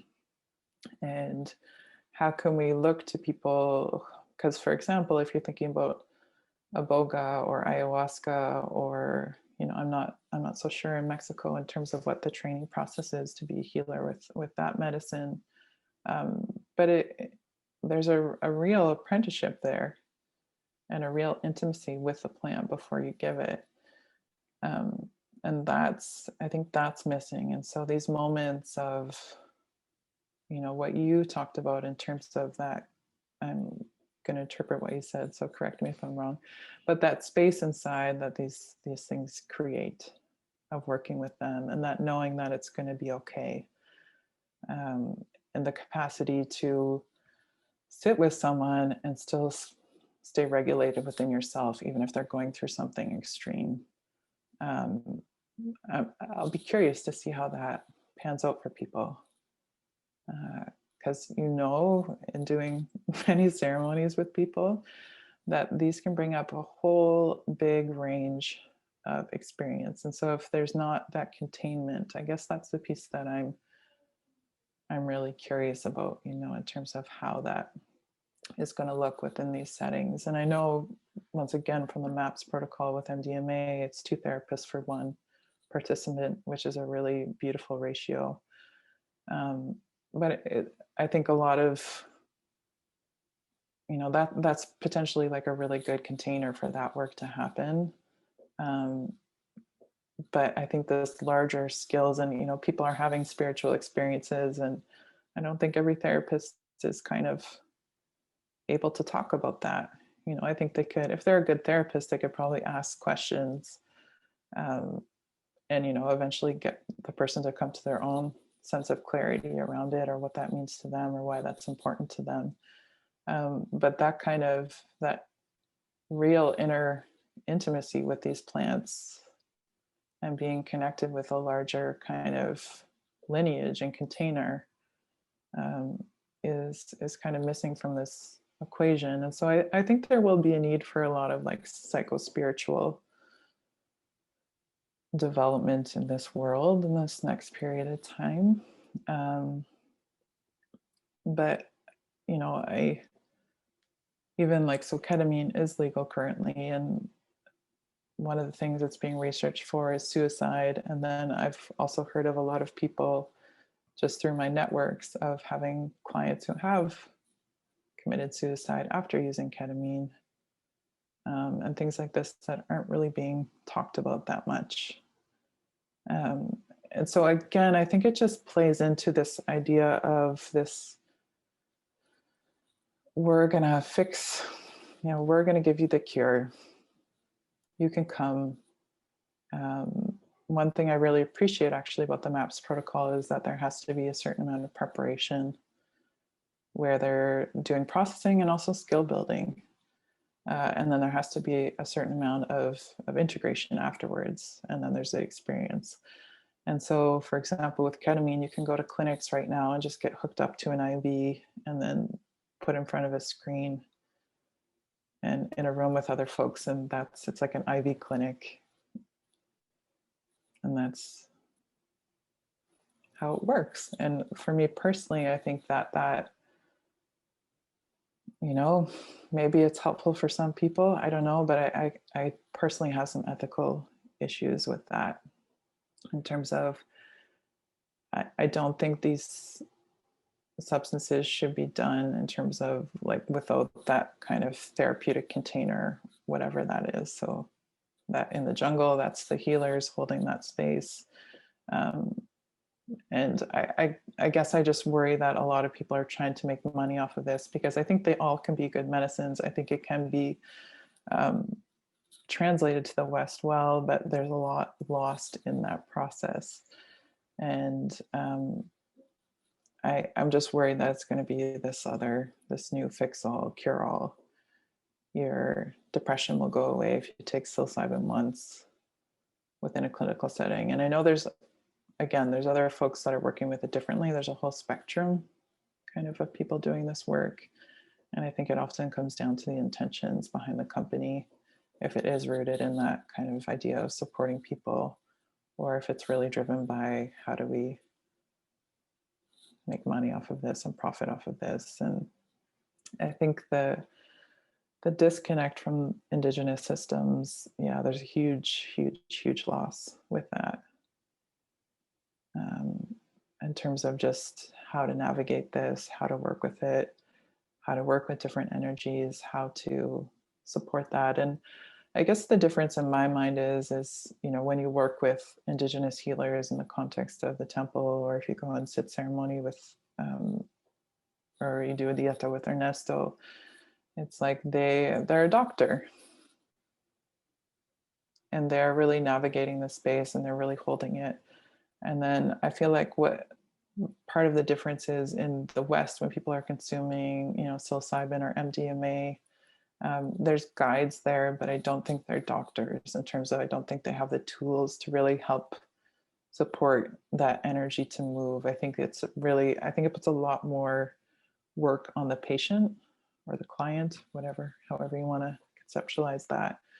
um, to work with the plant, and then to have someone there to support and really like just ask questions. It's kind of the model in terms of maybe there'll be some touch work, but again, that has to be really done within a very specific way because of the regulations around touch within that, usually within that professional body. So I think that's the big difference to me, is that I think really good work can happen within that container, but I think you're missing that kind of power of someone really directing, unless the therapist has a long standing relationship with that substance. Um, and I know there's a lot of folks that are working with ketamine who do try and bring in some of that ritual component, and they try to bring in, that spiritual component. And I think this is going to be, again, like a really growing conversation within this field of like, how do we start to bring into this? And then I guess I'm just curious about, when does that become appropriation, or when is that okay to do, or how is that okay to do? And some clients will want that and some clients won't.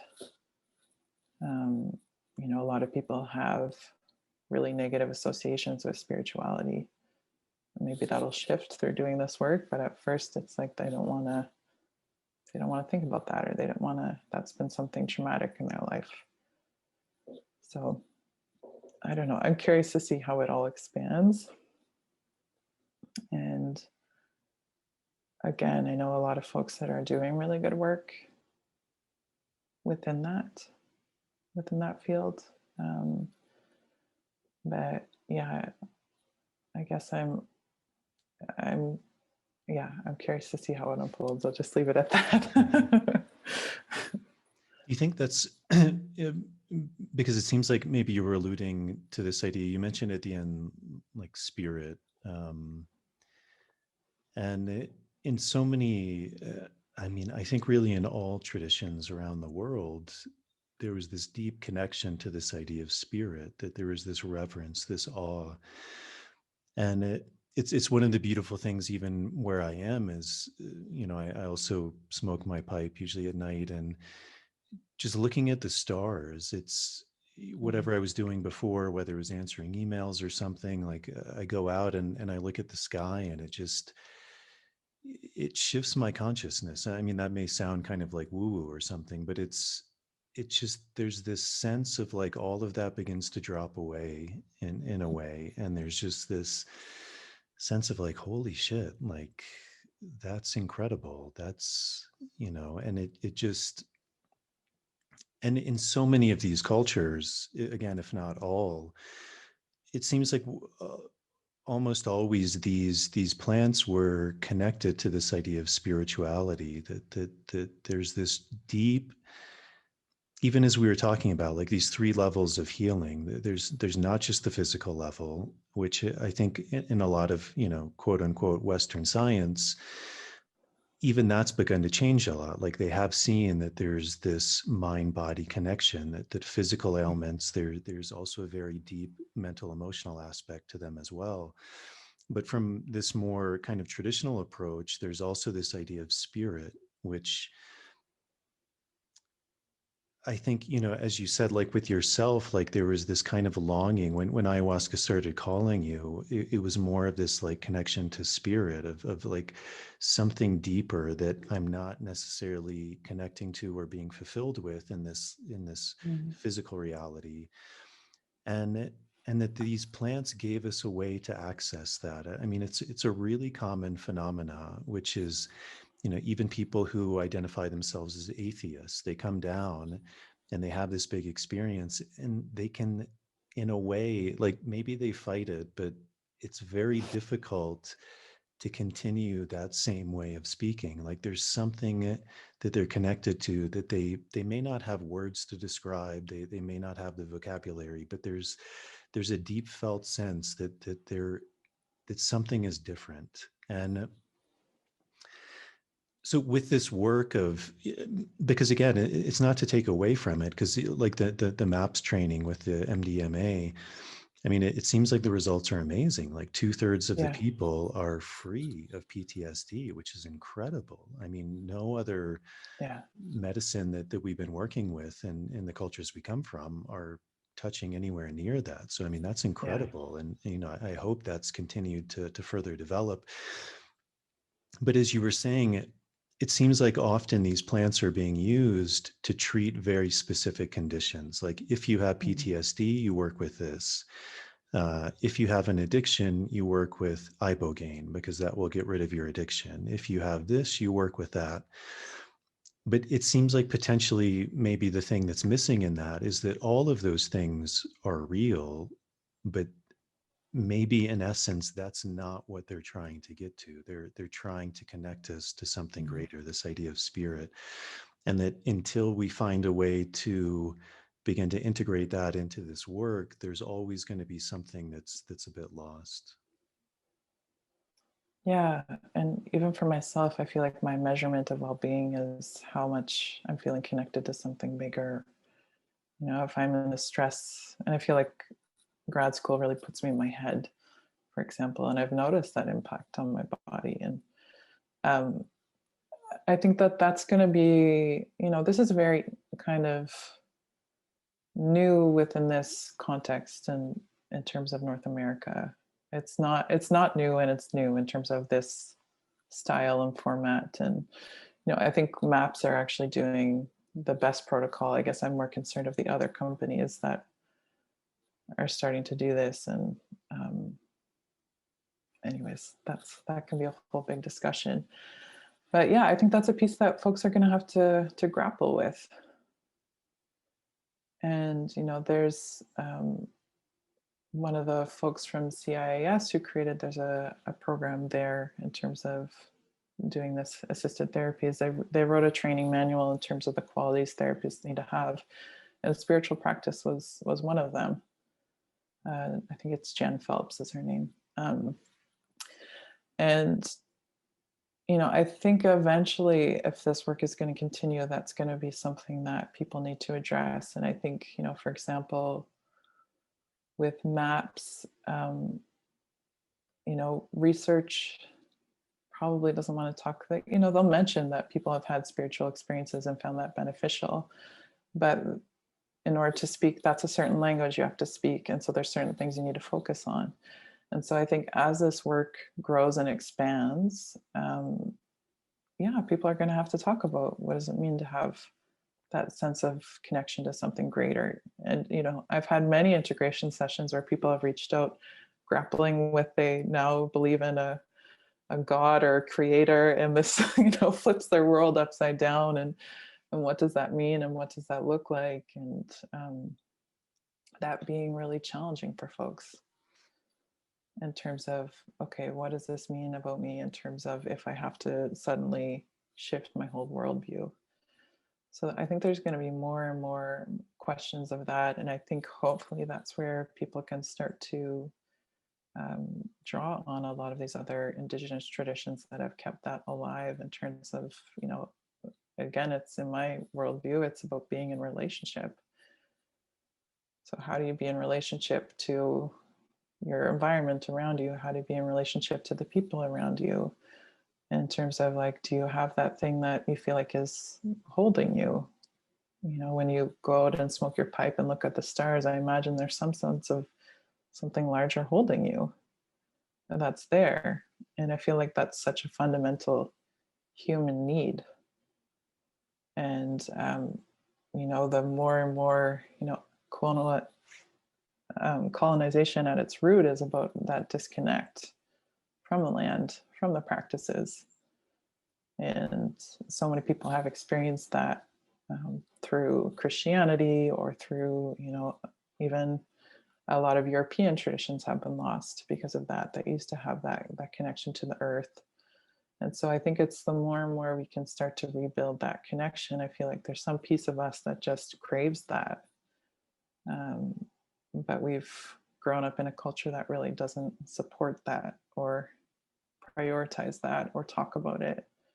Maybe people will have that experience naturally through a connection with nature, if they do like mountaineering or just like to go for walks in the woods or become an herbalist or something like this. So maybe there's different ways that some folks keep that alive, or thinking of kayakers wanting to protect the ocean or things like this that happen for people, but it's not within that spiritual context, and it's so hard to access.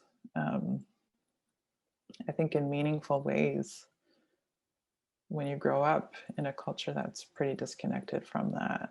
So I think that's, my somatic experiencing teacher, he said, I think people do plant medicines because they want to connect with the earth. That's what he said. And want to connect with that thing that's larger there and holding them. And so I think there's a lot of truth in that. Like there's some part eventually, if I think in most traditions, if you go back, like that was the thing that was worshipped along with often a series of other folks, but it all came back to those land-based practices. And so just how you start to build that in a way, and I think that's also a very confusing part for people's integration of like, well, how do I do that in a way that's appropriate, or in a way that feels good to me, or in a way that even in Peru, they would tell me to smoke tobacco. They say you diet, you have to smoke tobacco. They would say, buy this tela, keep it with you. I was told you can never sell or give away that tela, like that's for you. But even in North America, there's a lot of different, if someone thought I was using tobacco in a spiritual sense, here people could view that as like appropriation. And I'm not saying that's, again, bad or good. There's just a lot of different, or using sage, for example. Some folks here would see that as a form of appropriation. So I think there's a lot of sensitivity around it for people for a lot of different reasons, and especially as different movements like Black Lives Matter start to happen, and there's more and more, for example, in Canada, they just found 215 kids that were buried at a residential school. And so there's just like a heightened sensitivity of a lot of these issues around the impacts of what colonization has done here. And so I think it's finding a respectful way for folks that they can grapple with that and then not feel like they're still appropriating is pretty tough for a lot of people that live here. I feel like in Peru, it was a question I had in my mind, but I just felt very encouraged in a lot of ways to work with the plants and do that. And I feel very fortunate. I have met different folks here who have encouraged me as well. But there's just a lot of, I guess, just there needs to be a lot of respect and humility, I think, when we're trying to learn from Indigenous people and not to just appropriate that personally. You mentioned something really interesting that in some of your integration work, like it's really hard for people to grapple when they've had this experience where then they feel somehow connected. And again, words or they kind of always fail in this, but to this idea of spirit, or there's some new spiritual component to their lives. And it's something interesting because it seems like in a lot of the cultures we come from, as you mentioned, like through this consumeristic or reductionist way, there's often almost like this looking down upon people who are of a religious background, because it's this idea, well, they're just believing in something that they haven't experienced. And I can see there's truth in that, like if they haven't experienced something. But at the same time, like that atheistic view seemingly to me is the same thing. It's because I haven't experienced something, it's not true. And therefore, everything can be grasped and known with the mind. And yet it seems like that also causes a tremendous amount of suffering. But that also when someone does have that experience, it's often very hard for them to integrate that because it's something so foreign. And do you think like a lot of that, on either side is just kind of the sense of fear, separation, of like trying to grasp things that I can't understand, and whether I put my faith blindly in something or whether I dismiss everything completely, it's almost like this self-protective mechanism of trying to keep myself safe in the midst of something that I potentially can't understand.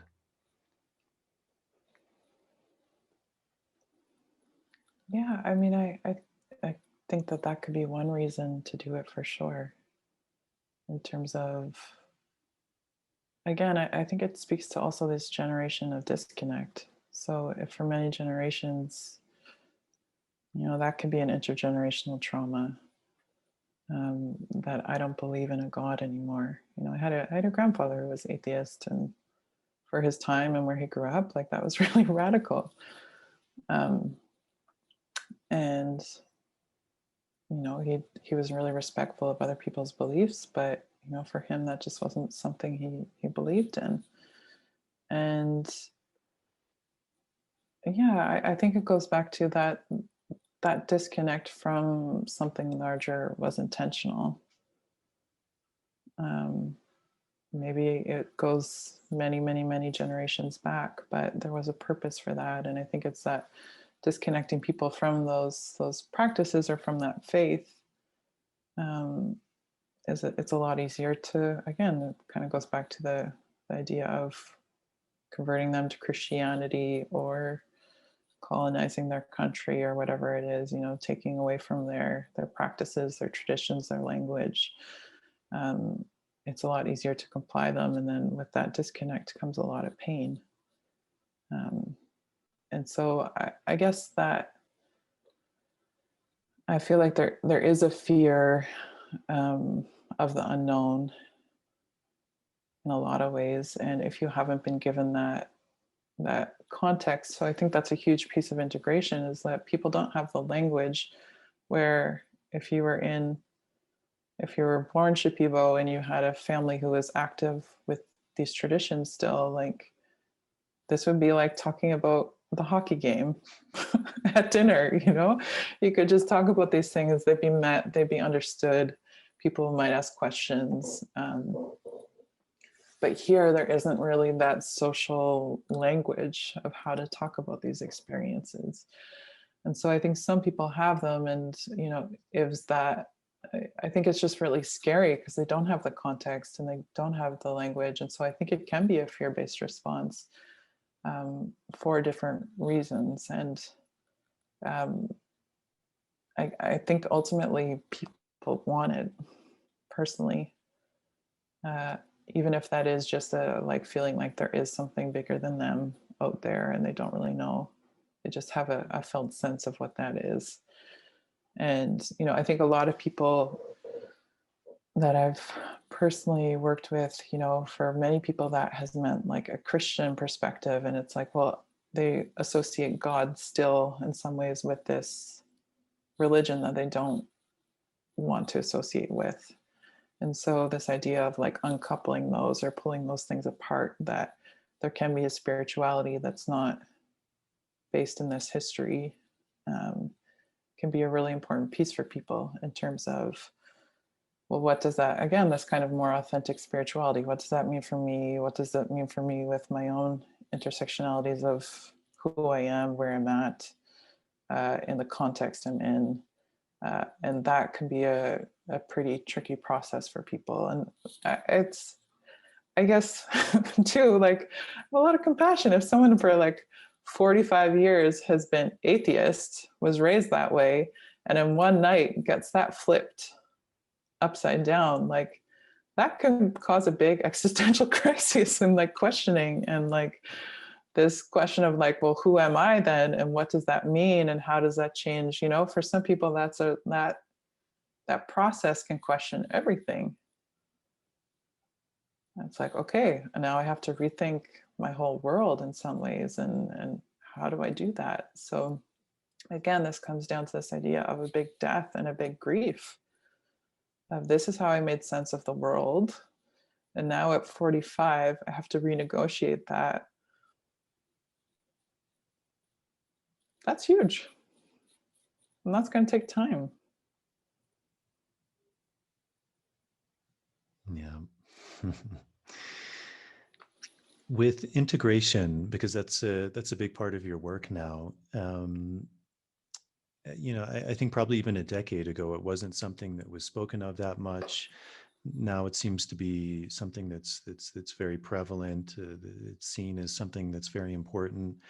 Um, what do you see? Like, I guess first, what is integration, and why is that important, and how does that look like? Yeah.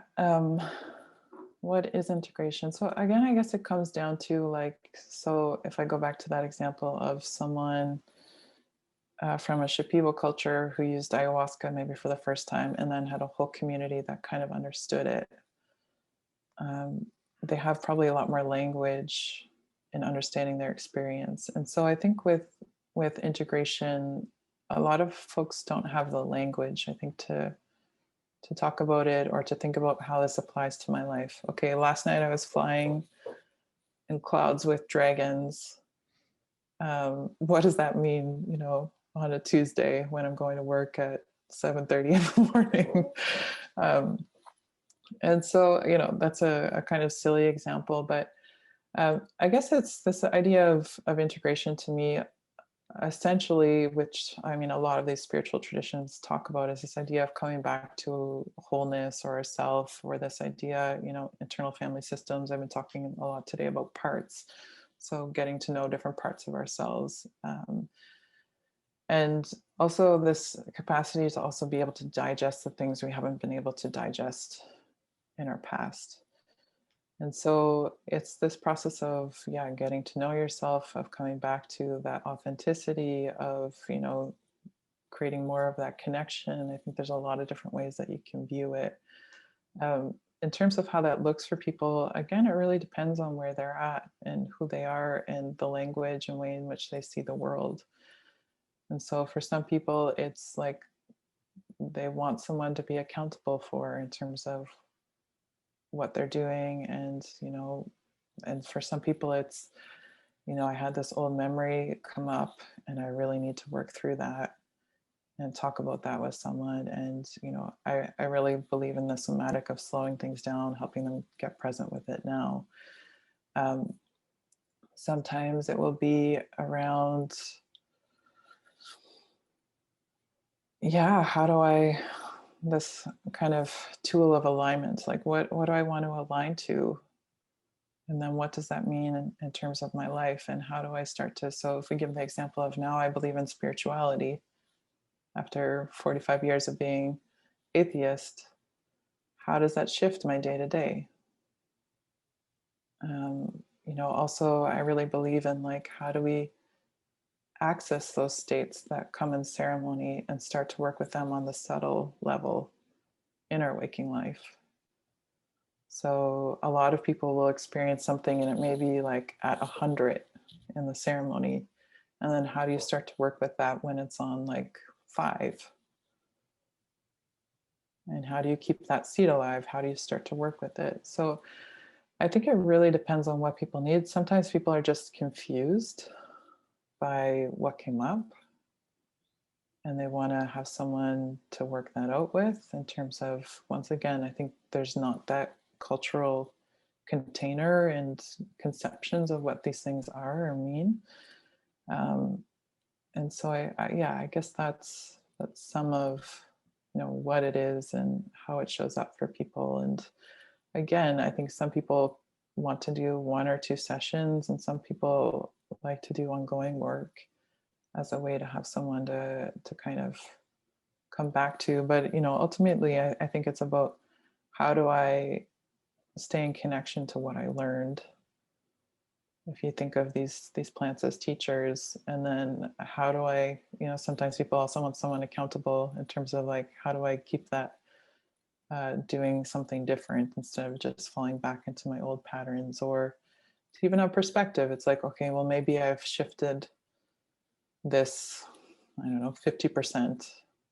I thought it was going to look like this when I was in ceremony, and everything was at the height of experience, and maybe it actually looks something like this. And um, I really believe in, like, how do you also keep those opportunities open. Sometimes people have a really fixed idea of what it's going to look like, what it's going to feel like, what does it mean, and then, sitting with that for a little bit, bringing a bit of curiosity. I think that can often shift for folks, um, because it's a really expansive thing, and I think it's ultimately like a way. Dr. Ito Cohen and I, we both talk a lot about this in terms of it's a lifestyle in some ways. It's not just the thing you do. And so I think people can do that integration in their lives through a lot of different things, like dance, like we talked about earlier, dance, song, some kind of spiritual practice, time in nature, um, martial arts, whatever it is. People can kind of work with those qualities, and they also need to find ways sometimes to process it. And so I guess that's where I think other integration facilitators and myself or therapists can come in. Great. Well, we've done over 2 hours. Okay. I'm happy to keep going, but I imagine you're probably pretty busy with a lot of things. But is there anything else you'd like to touch on? Anything that's on your mind that you think people may find interesting, or that you'd like to talk about? Yeah, I mean, I've said it through, but I guess I'm a really big advocate for these medicines aren't for everyone or at all times. And I think sometimes there's a bit of a fantastical brush painted, or, in terms of that. I'm just thinking of like someone going and doing ayahuasca and saying, my whole family needs to do this now. Or, um, so I guess I just like listen to that calling when it comes. I also really don't believe in forcing it. Um, I think these medicines deserve a lot of respect, and it doesn't mean anything about anyone's character if it's not the right time. And sometimes not taking it for folks is just as big of a lesson as taking it. And so I really obviously believe in them. And I also think that there's, yeah, not to force it is a really big thing. Yeah. Yeah. Um, how would you describe your work, and if people are interested in working with you, how can they go about doing that? You mentioned a few times this gentleman Ito who you work with. Mm-hmm. I know you also do integration work by phone or Zoom. Mm-hmm. I guess how would you describe your work? Who are you again? And Sure. I'm Deanna Rogers again. um, yeah, I think with Ido, we do a lot of work with. It's generally promoted under the Integration Circle. Instagram's usually the best place to find that out, or you can reach out to me. So we do group workshops, and we also do group integration circles. There's some integration circles, they're on pause for now, but with the temple, with the Way of Light as well. Um, Personally, I have a website. I don't know if you can link, I can just give you the link. Yeah, it's really basic, but it works. um, and yeah, I do a lot of one-to-one work. I have different people reaching out who are curious. And so sometimes I just want to talk to people about that in terms of being curious to work with these plants. I do prep work with people or integration work. So those are generally 1 hour sessions. And yeah, you can probably online is the best way, or I can give you my email to put up there too. Wonderful. Yeah. Well, thank you so much, Deanna. This was a pleasure. You have a lot of knowledge and wisdom to share, so I think people are really going to get a lot out of this episode. And thank you for all the work you're doing, and your dedication. And I think it really shows. It's there's a beautiful maturity about you, and I think just a real depth of wisdom. So thank you again. Thank you for sharing, and thank you for your time. And I look forward to one of these days. Who knows how it's going to happen or when, but that our Yeah. paths cross again. Thanks, Jason. Yeah, thanks for having this platform. And I also really appreciate that you're bringing a lot of voices from the Amazon or Colombia. I know you had someone with Aboga as well, just bringing some of the voices up from the source as well. I really appreciate that. I think Yeah. that's needed. Yeah. Yeah. Well, great. Well, thank you so much, Deanna. It's been a pleasure. And yeah, I'll put the links to your websites and the Instagram up, and I hope some people reach out to you. And thank you very much again. Yeah. Thanks, Jason. Hmm. All right, everybody, that is it. I hope you enjoyed that conversation with Deanna. It was really a pleasure for me to be able to sit down and catch up with her. She's been doing this work for a long time, and as I said in the beginning, I think she has a lot of knowledge and wisdom to share. So I hope you all really learned something from this. As always, if you're able to help to support the podcast, that's a really big help to me to help to continue to produce them, to shoot them, to bring on these guests. Patreon is a really good way to do that. It's a subscription service, and for as little as $1 a month, you can subscribe. And with different tiers, there's different bonus benefits you get back, things like bonus material, Q&As, early access to shows. So that's a really big help for me to help me to continue to produce these shows. To all the people who have done that, thank you very much. I really appreciate it. There's also the option of direct donating via PayPal. I'll put a link to both of those in the show notes. And then if you're not able to do that, going on the YouTube channel, The Universe Within Podcast, subscribing to the show, turning on the notification bell, liking the videos. That's a really big help with the algorithms to get the show out to a bigger audience.